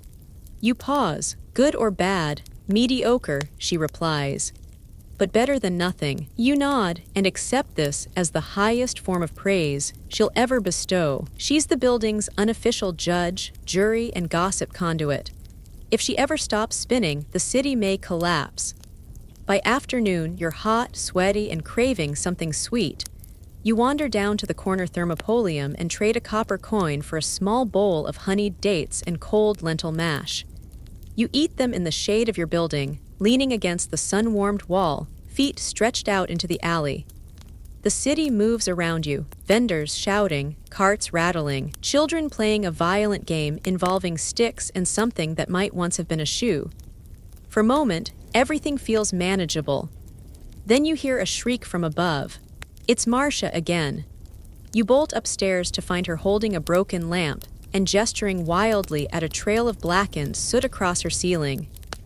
Apparently, her nephew attempted to invent a smoke siphon by redirecting lamp smoke through a clay pipe he embedded into the wall with leftover fish glue. The pipe burst, the wall cracked, the ceiling smoked. You stare at the damage, then at the boy, who is now hiding behind the water jug. You sigh and say the words no Roman landlord wants to say out loud. This will involve plaster. You spend the rest of the afternoon smoothing walls, patching tiny gaps, and replacing charred lintels with strips of wood you had saved from the last wagon repair. While you work, Marcia tells you about her cousin's dog that learned to climb trees, and you nod patiently, mostly because it keeps her calm while you hammer above your head. You begin to think your life is not that of a landlord, but of a very tired, very underpaid general in a war against architecture. As dusk nears, the insula begins to quiet. Someone starts singing, a soft lullaby in Greek, drifting down from the rooftop where Leontius paints by lantern light. Flavia lights a small oil lamp and sets it by her door. The children from earlier race by with clay whistles and laughter. You finish tightening the last frame, wash your hands in the courtyard fountain, and take a slow breath. Inside your room, you sit down to review your notes for the day. You write, tiles mourned, children lied, rats behaved, no major collapse. Mercury returned, smelled rosemary. It's enough. Then, just as you're about to blow out the lamp, a faint knock, gentle, almost shy, taps at your door. You open it to find a clay bowl with a fig and a sprig of mint. No note, just a thank you from someone, probably Flavia, or maybe her goat. You smile, take a bite, and let the sweetness dissolve across your tongue. Outside, Rome hums softly to sleep, and your building, for now, stands quiet. The moon is just starting to lean westward when the first sound pulls you from your pillow, a slow, rhythmic creak, like a rope being drawn through a pulley just outside your window. You sit up, bleary-eyed, and listen. It's the sound of a tenant moving something big, and probably not with your permission. You shuffle to the window and peer out. Sure enough, there's old Hirnius hoisting a chicken coop of all things, up the side of the building with a makeshift winch. One of his grandsons holding the rope with the concentration of a gladiator staring down a lion. You open the window and shout, "Why the chickens?" And Hirnius replies with the sort of logic that could only be produced by a man who once tried to waterproof his roof with olive oil. The cats downstairs are thieves. He yells, "I'm relocating the birds to the roof, air superiority." You groan because the roof is your responsibility. If the coop collapses, takes a tile or three with it, and sends a hen spiraling into the forum, it'll be your name on the chalkboard of complaints down at the local magistrate's office. So you dress quickly, grab your sandals, still damp from yesterday's latrine check, by the way, and trudge up the staircase. As you reach the roof, the coop crests the wall like a triumphant barge. Hirnius beams, the chickens cluck indignantly, and you stare at the freshly built wooden structure wobbling precariously near the edge. You squint at the fastenings. Rope, yes. Twine, maybe. A little hope, but mostly rope. You give it a once-over and sigh. It needs supports, you mutter, and a windbreak. Hirnius grins and claps your back. I knew you'd see reason. Historians still argue whether rooftop animal husbandry was common or whether folks like Hirnius were just uniquely inspired, or perhaps just uniquely stubborn. After some negotiation, read, bribery via freshly baked barley rolls. You agree to help reinforce the coop in exchange for 2 eggs a week and 0 roosters crowing before sunrise. Fair's fair. You spend the next hour bracing the structure with scrap wood and redirecting rainwater runoff so it doesn't channel into Leontius's rooftop garden. The painter is already upset after last week's mysterious water lily infestation, and you don't want another dramatic poem nailed to your door in protest. Once the coop is finally stable, well, stable enough, you descend again and pass young Tiberia in the hallway. She asks if you've seen her ferret, which you have not, though a noise last night suspiciously resembled a small creature wrestling with your sandals. You tell her to check the attic beams, and she nods solemnly and thanks you with a drawing of you but heroic, which looks oddly like a toga-clad Hercules swatting rats with a scroll. Back downstairs, you stop by the storeroom, unlocking the thick wooden door to take stock. Your reserves are getting low: 3 spare oil lamps, 2 sets of hinges, a cracked bucket, and about 8 roof tiles of questionable sturdiness. You make a note to visit the market stalls tomorrow and maybe visit the salvage merchant, who trades in slightly cursed but mostly functional housewares. As you inspect the bucket, the front door creaks open and in walks a man you don't recognize, balding, tall, with an expression that could curdle cheese. He introduces himself as Vibius, cousin of the late Quintus, the previous tenant of the top-floor corner unit. Ah yes, Quintus, the one who believed ghosts slept in clay jars and refused to touch anything made after the reign of Augustus. Vibius wants to reclaim the space, but also wants to know if Quintus left behind anything valuable. You assure him that, apart from a small bust of a goose dressed as a senator, there was little of interest. Vibius leaves, grumbling about family waste, and you pocket the key to the apartment for later inspection. The rest of the morning is filled with minor issues. A child jams a stylus into a drainage grate. A visiting aunt locks herself in the communal pantry and panics because she thinks she's entered the underworld. One of the younger tenants insists her mosaic tiles have been shifting in the night to spell her name in Greek, though she cannot read Greek. You suggest maybe the tiles are lonely. She accepts this explanation with suspicious calm. Around noon, there's a knock from a courier delivering a notice from the city engineers. Something about upcoming repairs to the aqueduct nearby and possible interruptions to water pressure. You groan, because you know this means every resident will assume you personally shut off their faucets. You tack the notice to the main stairwell post and underline city orders in thick charcoal. With the sun at its peak, you escape to your shaded alcove beneath the stairs and munch on a date cake brought down by Flavia's daughter. It's dry, sweet, and full of those little crunchy seeds that make you question your dental longevity. While you chew, you listen to the hum of the building, dripping water, distant laughter, the occasional shuffle of a sandal. Even when the building is quiet, it's never truly silent. In the afternoon, you decide it's time to deal with the mice in the grain store. They've been bold lately, chewing through sacks and leaving tiny trails of chaos. You head to the alley and speak to Denter, who owns a small, intelligent-looking cat named Myrsa. In exchange for half a sack of spoiled barley, he agrees to let Mercer roam your lower storerooms. You bring the cat inside, and it immediately vanishes under a shelf like it was born for this. Problem hopefully solved. You stop by the apartment of Aulus, your aspiring orator tenant, who's been holding impromptu practice speeches at dawn. Several neighbors have complained about his shouting, claiming it's too motivating before breakfast. You suggest he limit his rehearsals to after the second hour and perhaps switch from military valor to municipal tax reform, which is, frankly, less rousing. Aulus agrees, but only if you promise to attend his next recital. You pretend to consider it, you won't. Later, as twilight starts to mellow the edges of the day, you climb up to the corner unit once occupied by Quintus. You unlock the door and step inside. It smells of dust, wax, and the faintest trace of juniper. There are jars, of course. Rows of clay containers, each labeled with single letters and sealed with wax. You lift one lid and find nothing, just dust. You wonder if it was ever full, or if the ghosts he feared were entirely of his own invention. You sit in the doorway for a moment, watching the light change, and think about how every space in this building carries its own memory, some loud and proud, others quiet and strange. As night falls, the wind picks up and brushes past the shutters like a sleepy storyteller. You lock the door behind you, leave the key on the peg, and descend slowly, pausing only to retrieve a splinter from your palm.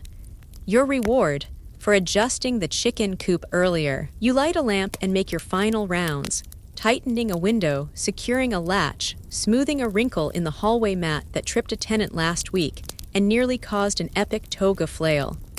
Before bed, you sit by your window with a cup of watered wine and watch the sky fade into indigo.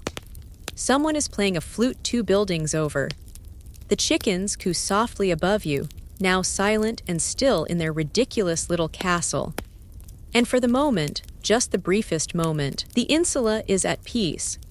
You wake up to shouting, which is rarely a good start to a day. The voices echo up the stairwell like panicked seagulls, overlapping in that uniquely Roman blend of dramatic outrage and theatrical despair.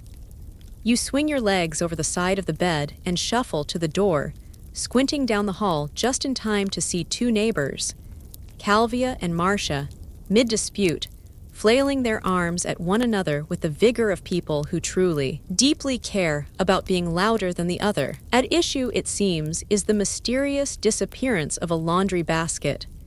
Calvia accuses Marcia of moving it to make space for her own drying rack.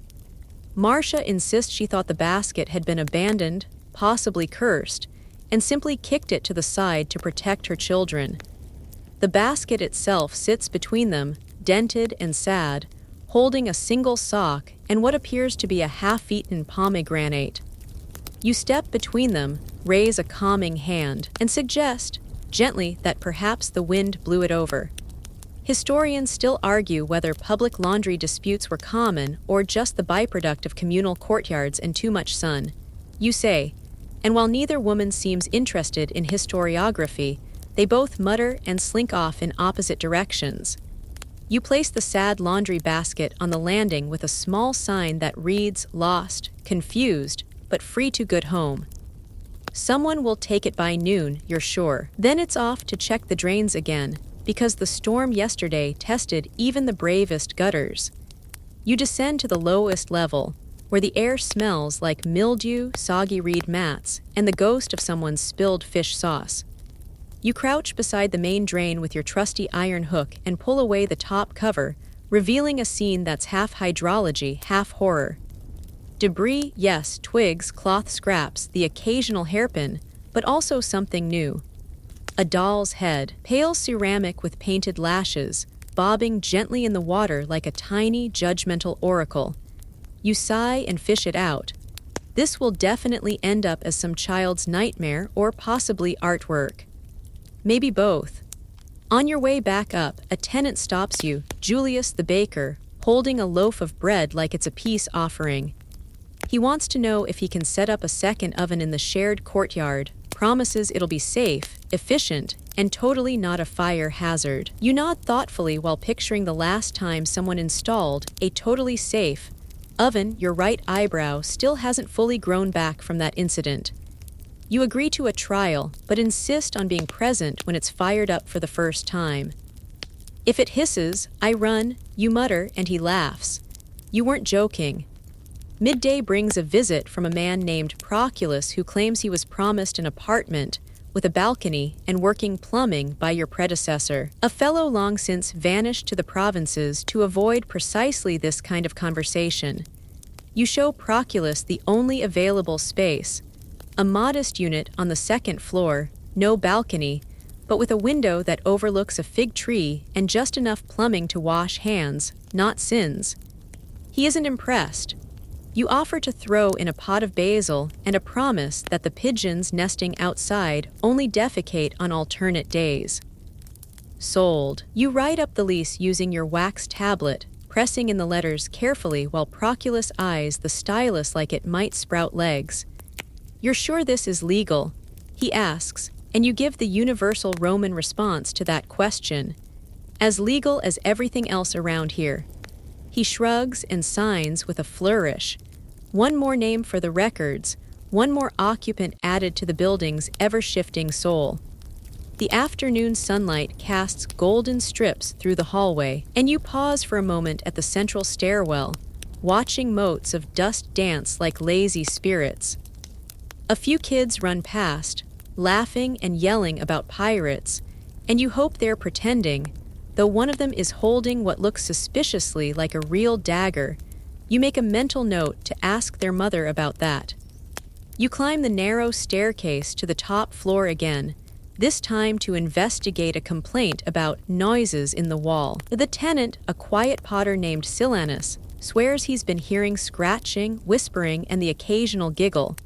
You tap the wall gently, scratch, scratch. You sigh, mice or children, or mice raised by children. You promise to look into it, though Silanus insists on sleeping in the hallway until it's resolved, claiming he refuses to share his space with the ghost of a prankster. "There's no ghost," you say, "just rats with a sense of humor." He doesn't laugh. Later, you head to the roof again, drawn by a faint smell of smoke. Not the terrifying kind, but the someone is cooking where they shouldn't be kind. And sure enough, you find young Lucilla and her cousin roasting chestnuts in a terracotta pot wedged precariously between two bricks. It's an experiment. She chirps, holding up a slightly charred nut. "We're recreating the flavors of the countryside." You confiscate the pot, eat a few of the less burned chestnuts, and explain that urban experiments require urban supervision. They nod solemnly and immediately begin planning a rooftop cheese cave instead. You don't have the energy to stop them yet. One battle at a time. Evening slides in like a curtain. The air cools, and the building's hum shifts from daytime clamor to nighttime whispers. You light a few wall sconces, relight the hallway torch that someone keeps blowing out for fun, and make a final round to check on each unit. You offer nods, grunts, the occasional joke about the state of your knees, and even get a chuckle from Brutus the bricklayer, which is a first. He's been sullen since his ladder went missing, though everyone knows it was turned into a bookshelf by the poet downstairs. Just as you're turning to head home, you hear a new noise. Soft, measured, almost melodic.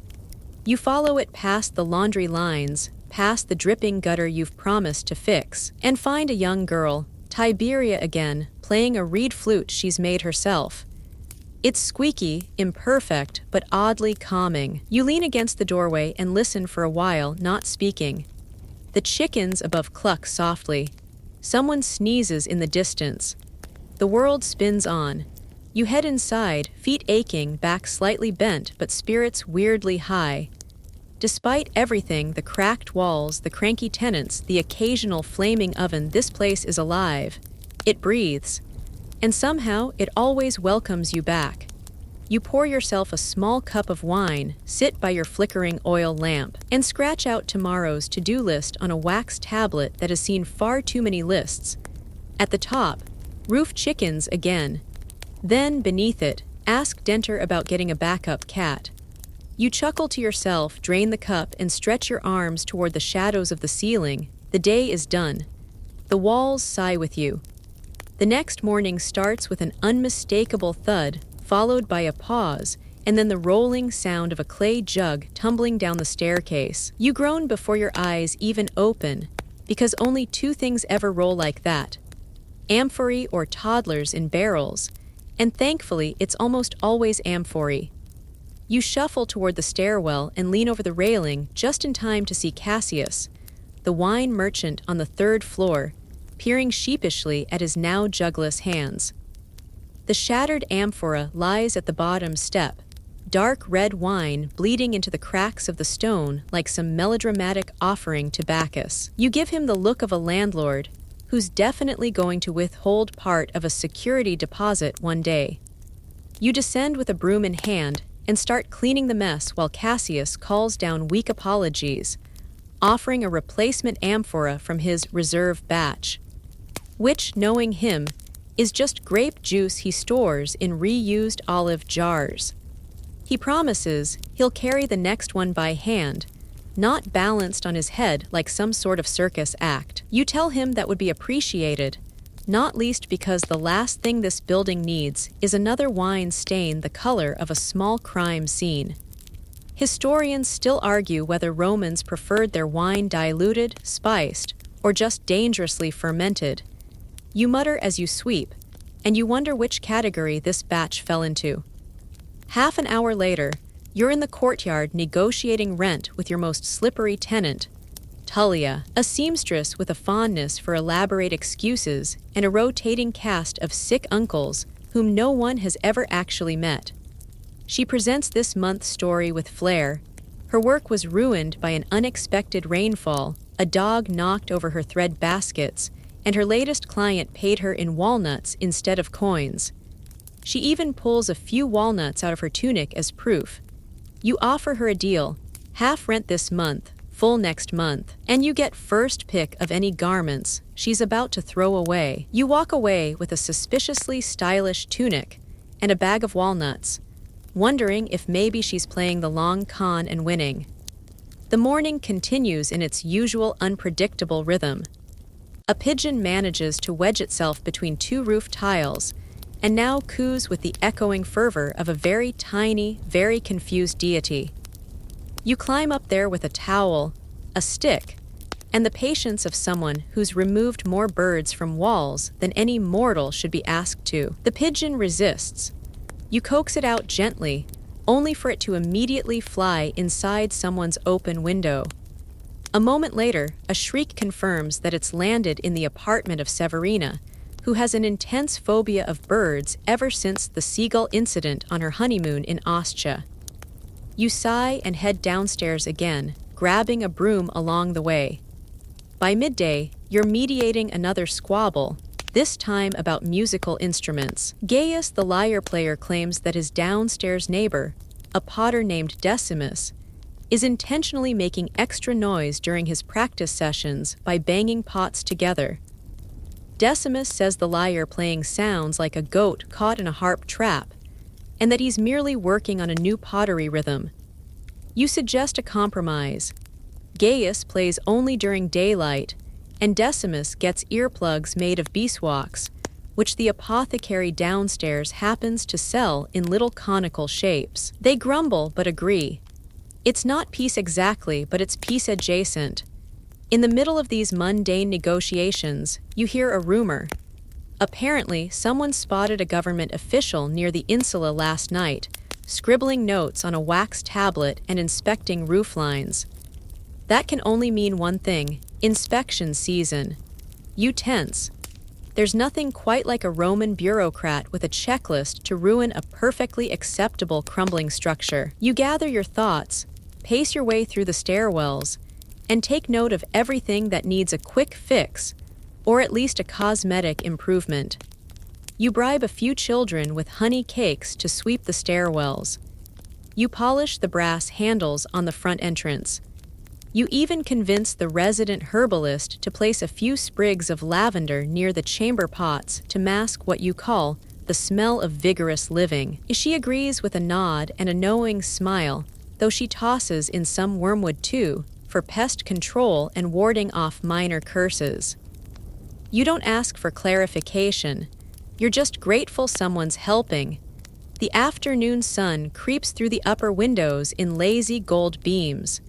You sit for a moment near the roof, drinking cool barley water and thinking about how many layers of daily nonsense stack on top of one another, like those multi-story buildings you're constantly patching up. There's a strange comfort in knowing that while Rome might quake, flood, burn, and shout itself hoarse, your building, your insula, just keeps standing. Crooked maybe, cracked definitely, but standing. A child races past, clutching a wax tablet and yelling about someone hiding olives in their laundry. You sigh. Again. This is the third olive hiding incident this month, and you still haven't figured out why it's happening. A trend, a prank, A vendetta against laundry. Historians still argue whether certain childhood games were structured chaos or just a series of escalating dares. You think to yourself as you pluck an olive from a sock hanging nearby. You pop it in your mouth. Salty, not bad. That evening, you finally have a moment to yourself, or so you think. As you're stretching your back and reaching for the last fig in the fruit bowl, someone knocks on your door. It's Marius, a man from a nearby district, asking, very politely, if you'd consider selling one of your top-floor units. Apparently, he's heard rumors that this building is well-run and lively, and he wants a part of it. You blink at him, somewhere between flattered and suspicious. You tell him to come back tomorrow, when your brain isn't powered entirely by fatigue and leftover walnuts. He nods, thanks you, and disappears down the hall like a polite ghost. You return to your stool, take the fig, and bite into it slowly. The juice drips down your chin as the sounds of the building settle into their usual nighttime rhythm.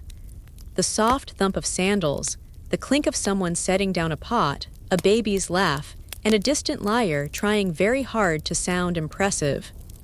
You breathe in deeply. The scent is equal parts city dust, roasted garlic, overripe grapes, and something that might be mildew or sandalwood. You can't decide anymore. You grab your wax tablet one last time and scrawl your end-of-day notes. Fix gutter leak. Ask about olive prank. Reinforce Decimus's ceiling. Replace Severina's curtain, pigeon damage. Consider wine trade with Cassius if filtered. You close the tablet with a snap and lean your head back against the wall, smiling despite yourself. Landlord, negotiator, janitor, detective, occasional bird rescuer. It's a strange life, but it's yours. And as strange lives go, it's a pretty good one. The day breaks with an eerie hush that usually means one thing in your part of Rome: rain is coming, and the whole building knows it before the sky does. You rise early, stretch your arms above your head until your joints sound like snapping twigs, and step out onto the top floor landing. The wind is heavy with that particular kind of moisture that Roman bricks absolutely hate. Below, a few tenants are already dragging their laundry back inside, cursing the clouds like they're long-lost enemies. You rub your eyes and start mentally cataloging which parts of the insula leak first. Spoiler, it's all of them. The rain begins slowly, tapping on the terracotta tiles, like hesitant applause. You trudge downstairs to check on the usual culprits, Crassus, whose ceiling always leaks directly into his soup pot, and Flavia, whose wooden shutters swell until they don't shut at all. Crassus greets you with a grin and an extra bowl of soup, unconcerned that it now comes with roof water seasoning. Adds depth, he says. You nod politely and suggest maybe moving the pot 3 feet to the left. Flavia, on the other hand, is furious. She waves a soaked blanket at you and threatens to write a letter to the Aediles if it happens again. You resist the urge to remind her that she once used part of her window frame as firewood during a particularly cold night last winter. Mid-morning, the rain intensifies, and you're up on the roof again. You're becoming too familiar with this angle of the city. Clay tiles, birds nesting in crevices, and your knees soaked through to your regrets. You spot a new crack, cleverly hidden behind a vine that's clearly been growing there since Romulus was a toddler. You patch it with mortar while mumbling about preventative maintenance like it's some kind of holy chant. A pigeon watches from a distance, offering no help and even less sympathy. That's fine. You're used to working alone. Back downstairs, you hear a low groaning sound from the east wall. You freeze. Not the groaning of a tenant with joint problems or a singer trying to hit a high note. This is a structural groan. You dart to the base of the wall and see a hairline crack spreading with theatrical slowness across the stone. It's the kind of moment where time slows down, and your landlord instincts scream, diversion, support, bribery. In that order, you fetch 2 sturdy planks from the supply shed and begin bracing the area. It's a temporary fix, but so is everything in Rome. Historians still argue whether Roman concrete was always this temperamental or just got moody with age. You mutter as you wedge the second plank into place. The rain continues. A boy runs by barefoot, holding a sandal in each hand like trophies. A woman yells down from a second-story window, accusing someone of stealing her firewood, while another voice responds that the borrowed logs were spiritually returned. You let it pass. You're too wet to mediate theology. Around noon, an elderly scholar from the third floor knocks on your door, holding a scroll and looking distressed. He claims the rain has blurred part of his text, an original copy of a treatise on Gallic farming techniques, he swears. You peer at it, recognizing some of the ink as suspiciously fresh. Was this copied recently? You ask. Fresh today, he admits. You suggest keeping scrolls away from dripping walls or possibly investing in a wax tablet like the rest of Rome. He sniffs, offended by the suggestion, and storms off very slowly because of his hip. You eat your midday meal on the staircase, which isn't glamorous, but at least it's dry under the archway. A handful of chickpeas, 2 dates, and a piece of slightly stale bread make up your feast. You chew quietly, listening to the city gurgle with runoff. From here, the world feels both enormous and absurdly tiny. Just people, stacked on top of each other, shouting through the rain about olives and scrolls and stolen sandals. Later that afternoon, the rain lets up just long enough for a group of children to escape into the courtyard and begin a game of statues and legionnaires. It's chaotic, involves a lot of shouting about barbarian incursions, and ends with one kid hiding inside a pile of firewood for so long that you forget he exists, until you hear muffled snoring after sunset. You drape a blanket over him and let him sleep. Childhood's weird enough without you adding trauma about getting scolded by a landlord. You spend the early evening making rounds, checking beams, tapping walls, listening for any sound that suggests collapse imminent. You find that the beams above the bathhouse have started absorbing moisture like sponges, which would be fine if they weren't directly above where people soak. You mark them for replacement and spend a solid 20 minutes convincing 2 regulars to vacate while you put in temporary supports. They grumble about losing their relaxation time. You point to the beam and arch one eyebrow. That usually does it. As twilight sets in, you light the hallway torches and stand at the main entrance, watching mist curl down the street like a curious cat. Your insula steams quietly, a great stone beast drying itself after the storm. Neighbors wander home, cloaks damp hair clinging to foreheads. A few nod at you as they pass, muttering thanks or complaints or both. You take it all in stride. After all, being a Roman landlord means managing a building that's somehow both a home and a hazard. That night, as people settle into their rooms and the city slips into its usual soundtrack of soft footsteps and distant shouting, you finally have time to dry off completely. You sit by a small oil lamp, feet stretched out, writing notes for tomorrow's tasks. Replace bath beams, check east wall crack again, see if Flavia's shutters still open like tragic poetry, find out where Scholar got that ink. You add one final note, fine blanket for woodpile boy, and just as you're about to blow out the lamp, you hear it, a single drip, drip, drip. You stare at the ceiling, a new leak, of course there is. You lie back and let the rhythm of the drip lull you into the kind of half-sleep only landlords know, the kind where your body rests, but your brain is still conducting safety inspections. The next day begins before the sun even clears the rooftops, because apparently someone's goat has gotten loose again. You wake to the unmistakable clatter of hooves on the third-story stairwell and a voice yelling, "Get back here, you tiny menace." A voice you recognize all too well. It's Antonius, the aging baker who keeps a goat for milk and emotional support. But mostly it eats things it shouldn't and breaks into rooms it doesn't belong in. You don't even bother changing into proper shoes. You just grab a robe and chase the sound. You round the corner in time to see the goat leap gracefully, too gracefully, really over a basket of laundry and trot directly into the herbalist's quarters, knocking over a bowl of dried chamomile and a hanging string of garlic. The goat looks smug. The herbalist looks murderous. You usher the creature out with a broom and a string of muttered threats, followed closely by Antonius, wheezing from 3 flights of stairs, and still trying to explain how this is the goat's cardio day. You confiscate the goat, tie it to a post in the courtyard, and threaten to feed it only old scrolls if it escapes again. The goat blinks at you, utterly unbothered. The rest of the morning unfolds with that particular brand of barely controlled chaos that seems to follow you like a loyal puppy. Someone's been painting frescoes on the inside of their apartment, technically not allowed, and the smell of wet plaster and red ochre wafts down into the stairwell like a warning sign. You follow the scent and find Claudius, an aspiring artist who insists that painting Bacchus into his bedroom will bring better dreams. You nod slowly and tell him to at least ventilate next time before the entire building starts hallucinating grapes.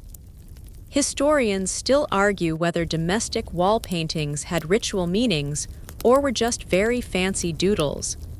You mumble on the way back downstairs. Just before noon, an argument erupts between the 2 couriers who live above the entrance hall. One claims the other stole his sandals. The sandals in question are nearly identical, which doesn't help.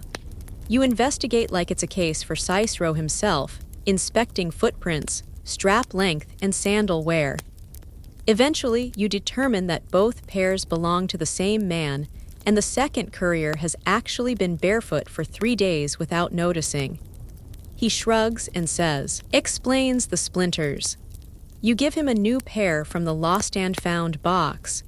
He thanks you and immediately steps in a puddle.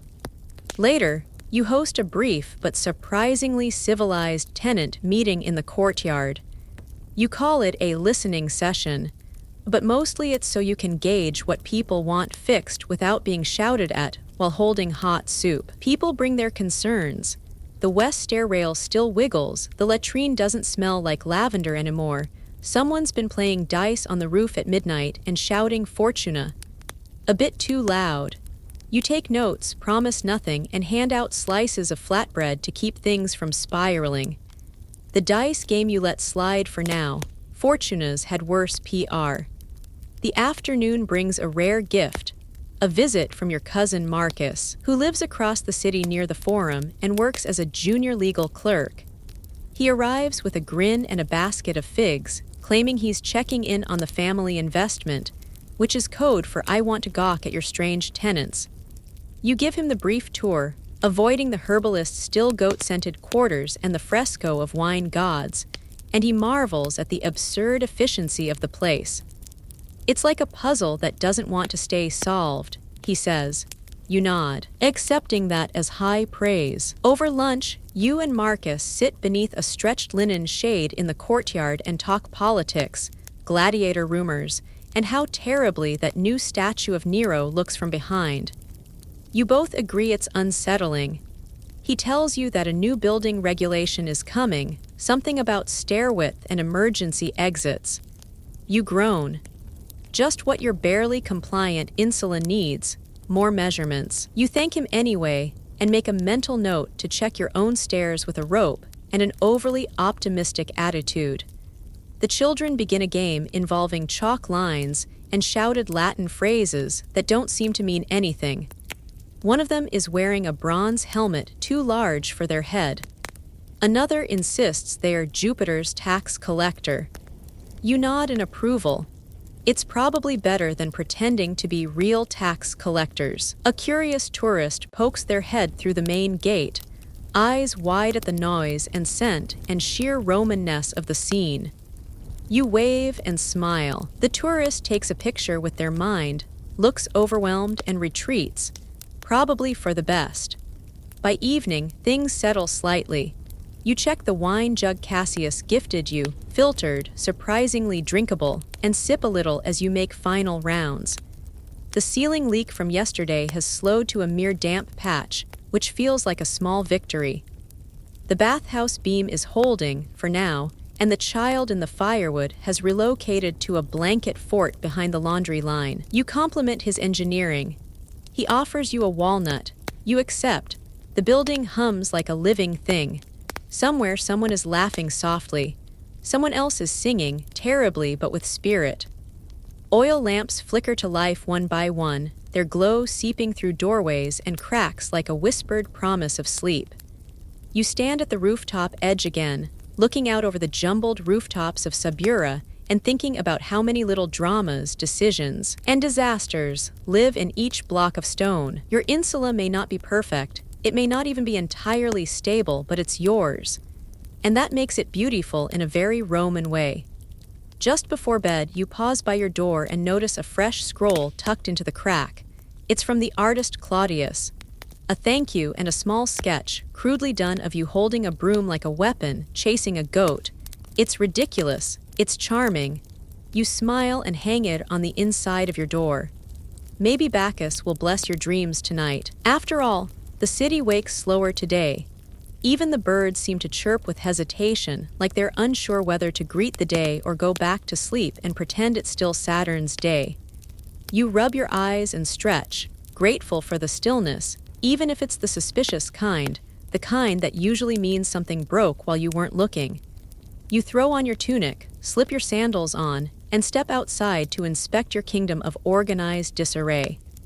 The air is dry for once, the kind that promises dust rather than drizzle. The upper tenants are already opening shutters, leaning out to gossip with neighbors, yawning over balconies like sleepy flowers greeting the sun. You make your way downstairs slowly, savoring the relative peace. You don't even make it past the second floor before it's interrupted. Today's crisis. Someone's chamber pot contents didn't make it all the way to the alley. A streak on the wall tells the story better than any poem ever could. You sigh deeply and dispatch a boy with a bucket of vinegar and water. He grins, it's not his wall.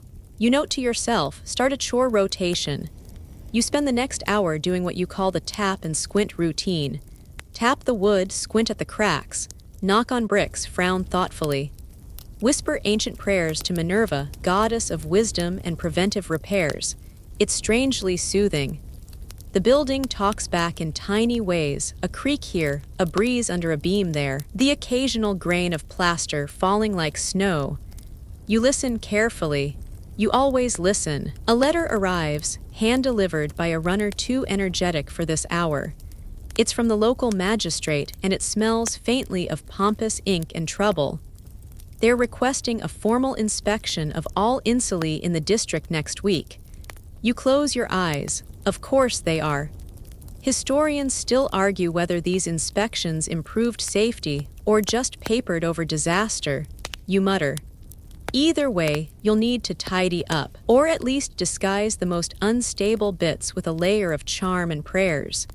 You begin making a list. It's long. Things like secure fourth floor balcony again, replace missing stair rail, and warn Flavia not to scream at officials this time. You debate temporarily rehousing Antonius's goat to a cousin's farm.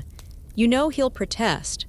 Maybe you'll tell him the magistrate is allergic, or a Capricorn. Midday approaches, and the tenants start surfacing like turtles in the sun. You pass old Terentia, who insists the wall behind her stove is haunted. You nod solemnly and promise to sprinkle ashes from the Temple of Vesta there. She doesn't need to know, it'll just be flour and good intentions. A younger tenant complains about noise again. You remind him that Roman walls are decorative suggestions, not barriers to sound. He huffs and threatens to move. You gently wish him luck finding a quieter home in Sabura. He laughs and stays. As you walk through the courtyard, you notice that someone's trying to plant a fig tree in a broken amphora. It's hopeful, completely impractical, and somehow perfect. You don't question it. Rome survives on impractical hope. You pat the soil around it gently and move on. You wonder if that's what being a landlord really is, just gently patting soil around things and hoping they root. It's poetic or delusional. Probably both. A commotion outside draws your attention. A traveling merchant has set up shop just outside your gate, hawking Etruscan silver charms and authentic Carthaginian pepper. You glance at the charms, probably tin, and the pepper definitely local. But your tenants love a novelty, so you let him stay. Within minutes, half your building is gathered around, bartering with coins and bread and gossip. You chuckle as little Julia from the ground floor waves a spoon like a sword, guarding her pepper packet like its treasure. The afternoon drifts into early evening with a rare gift: no new disasters. You knock on wood, literally, just to be sure. You use the time to tidy up some ledgers. Rent due. Rent late. Rent paid in fish again. You've stopped arguing, it's decent fish. You pencil in repairs for next week, calculate how far your savings will stretch, not far, and consider whether you can talk the neighbor's carpenter into a discount if you share wine first. Probably. You take a short rest near the back stairwell, sitting on the steps and leaning against a column warmed by the day's sun. The city hums softly around you, carriages rolling, voices echoing off stone, the metallic clang of someone forging something they definitely shouldn't in a residential district. A cat wanders by, tail high, utterly indifferent to your existence. You nod, that's fair. As the sky darkens, you gather with a few tenants around a shared fire in the courtyard. Someone brings bread. Someone else offers olives. Antonius supplies wine, possibly by accident. The herbalist plays a quiet tune on a reed pipe, and for a moment, the whole building breathes together like a single, creaky family. You lean back against a post and let yourself relax. One tenant starts telling ghost stories. Another counters with tales of gladiators. Someone else swears they once saw Caesar's ghost wandering near the aqueduct, lost and looking for a toga. The children are wide-eyed. The adults pretend they aren't. You sip your wine and throw in your own tale. Of the time a previous tenant swore his neighbor was turning into a lizard. You never did find the whole truth. As night thickens, the crowd thins. One by one, doors shut, lamps go out, the air cools. You do one last round, checking hinges and hallways, nodding at the old statue of Mercury near the stairwell like he's on your payroll. The moonlight drips across rooftops and stone like honey. It's beautiful in that broken, ancient way that Rome always is. You smile to yourself. Tomorrow there may be cracks and leaks and complaints, but tonight there's this. A building still standing, a roof still mostly holding, people still laughing. You rest your hand on the wall and feel its heartbeat beneath the stone. For all its flaws, your insula is alive, and for now at peace. Dawn slips in quietly today like it's trying not to wake anyone. You lie still for a moment, eyes half closed, listening to the soft creak of rafters warming in the first rays of sun. Somewhere, a dove calls out and is promptly scolded by someone throwing open a shutter. You smile and stretch. Your joints protest, but only a little. It's a good kind of ache, the kind you earn. And here you are, another day in the crumbling, humming, wildly unpredictable miracle that is your apartment building in Rome. Today feels different. Not quiet exactly, but softer. Even the usual suspects, the goat, the sandal thieves, the aspiring Bacchus muralist, seem subdued. Maybe it's the weather, or maybe everyone senses what you do. That something is shifting, however slightly. You start your morning with a slow walk through the building. You run your fingers along the stones, greet each stair like an old friend, nod to the uneven tiles in the bathhouse like they haven't tried to trip you for the past 3 years. You're not looking for problems today. You're looking for details. Little signs that this building, for all its cracks and quirks, has become something more than just rooms and rent. You pause at the top of the stairs and look down. From here, the insula unfolds like a scroll, layers of people and paint and laundry lines, little domestic dramas wrapped in clay and brick. A child runs past chasing a beetle. An old woman sweeps dust into a perfect little pile just to knock it away again. You watch them and think, this is Rome. Not the Senate, not the temples, not even the Colosseum. Just this, daily, messy life, layered together like plaster on plaster. As you make your way to the courtyard, you catch a curious sound. Singing, low and rhythmic, not quite in tune, but oddly hypnotic. It's coming from the laundry roof, and when you climb the steps, you find half a dozen tenants scrubbing clothes and humming a song you don't recognize. Someone's beating rhythm on a wooden washboard, someone else is turning socks into puppets, and you stand there completely unnoticed, soaking it in. A few days ago, these same people were arguing over shared baskets and soap allocations. Now they're harmonizing, more or less. Historians still argue whether Rome's lower classes were truly united or merely surviving side by side, but moments like this make you think it was both. Later that afternoon, a delivery arrives. A small cart filled with rough-cut lumber and ceramic tiles. You didn't order it, but the merchant says it's a gift from a previous tenant. Apparently, they moved to a newer insula in another district and wanted to thank you for keeping them alive long enough to leave. The note is oddly touching. The lumber more practical. You already know where to use it, that wobbling stair you've patched 3 times, the roof ledge that's threatening to become a balcony without asking. You call for help and within minutes, 3 neighbors show up, tools in hand. No one asks for coin. They just nod and get to work. The hours stretch long with laughter and sawdust and clinking nails. Someone shares dates soaked in honey. Another insists on fixing a crack that's been annoying him since winter. You don't stop them. This, after all, is the secret sauce of your landlording magic. Not just repairs, but rituals. Shared effort, tiny acts of ownership, reminders that they're not just renters, they're residents. Stakeholders in this lopsided, slightly lizard-haunted masterpiece. As twilight settles, you light the courtyard torches yourself. You walk slowly, savoring each spark, each flicker that turns the stone warm and the shadows long. Someone's roasting chestnuts near the bathhouse. Someone else is painting little stars on the ceiling above her doorway for luck. You say nothing. You don't want to break the spell. And honestly, you could use the luck too. Later that night, a soft knock at your door interrupts your attempt at bookkeeping. It's Julia from the ground floor. She hands you a fig wrapped in a fig leaf, her eyes wide with importance. "You're invited to dinner," she announces, "because you didn't shout at anyone today." You follow her into a room lit by 3 small lamps and crowded with too many people for the space. They've pushed tables together, laid out flatbread and stew, olives and honeyed cheese, and poured wine into whatever vessels were clean. There's music, bad jokes, someone performing terrible impressions of magistrates. You eat, laugh, and say nothing about the inspection next week. For now, you let them celebrate the little victory of a day without collapse. Much later, as the party quiets and people wander back to their rooms, you sit in the doorway, watching the lamps burn low. A cool breeze slips through the hallway, and somewhere in the distance, the sound of a lyre drifts from another building. You think of all the rooms, all the people, all the invisible threads that tie this place together. You think of every creak and every kindness, of patched roofs and shared meals, of haunted walls and unclaimed sandals.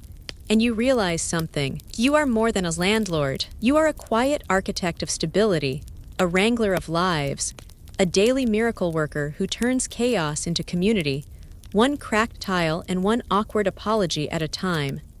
Sure, historians may never carve your name into marble or quote your philosophies, but they'd be fools not to study your staircase diplomacy or your skill with a goat-sized broom. The city sleeps, and your building settles into its nightly sigh. You lean back against the stone, close your eyes, and let yourself finally rest. So here we are, dear dreamer. The lamps are dim, the footsteps have faded, and your ancient insula, bustling and buzzing all day long, has finally drifted into something like sleep. The clay walls hold the warmth of the day, now softened by shadow. The creaks of tired wood beams have quieted into little whispers, like the building is exhaling at last. You sit quietly with it, matching your breath to the rhythm of the night. Each inhale draws in the faint scent of olive oil and warm stone. Each exhale releases the chatter, the noise, the goat-related stress. All those little details folded neatly into the past, they can wait. The stairs are silent, the rooftop still, and not even the fig tree in its broken pot dares rustle. Everything around you is simply still. You feel the weight of your day settling into your bones, not heavy, just honest. The kind of weight that says, yes, I was here, I did the thing, I kept it all upright or upright enough. That's no small thing in Rome or anywhere. You can let go now. Let go of the mental checklists, the corners you meant to sweep, the pipe that might still drip. For tonight, none of that matters. The stars above the insula blink gently like they're keeping watch. And maybe they are. After all, this city has seen centuries come and go. And yet, night after night, someone like you has stood on a rooftop or a doorway just like this, listening to the quiet and remembering that even stone can be kind. Even walls, flawed as they are, can hold something precious.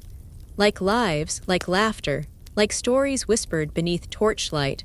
So as your breath deepens and your shoulders finally drop, know this, you've done enough. You've carried the weight and then some. You've managed more than you thought, solved things no one saw, and made room for strangers to become neighbors. That's no small kind of magic. Let the silence wrap around you like a warm cloak. Let your thoughts drift wherever they want, like clouds over tiled roofs.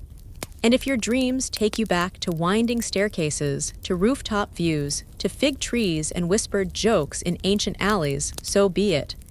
There are worse places to wander while you rest. Wherever you are, whatever your modern insula looks like, may it stand strong. May it hold you gently. And may sleep find you now, just like the stars found their place in the sky.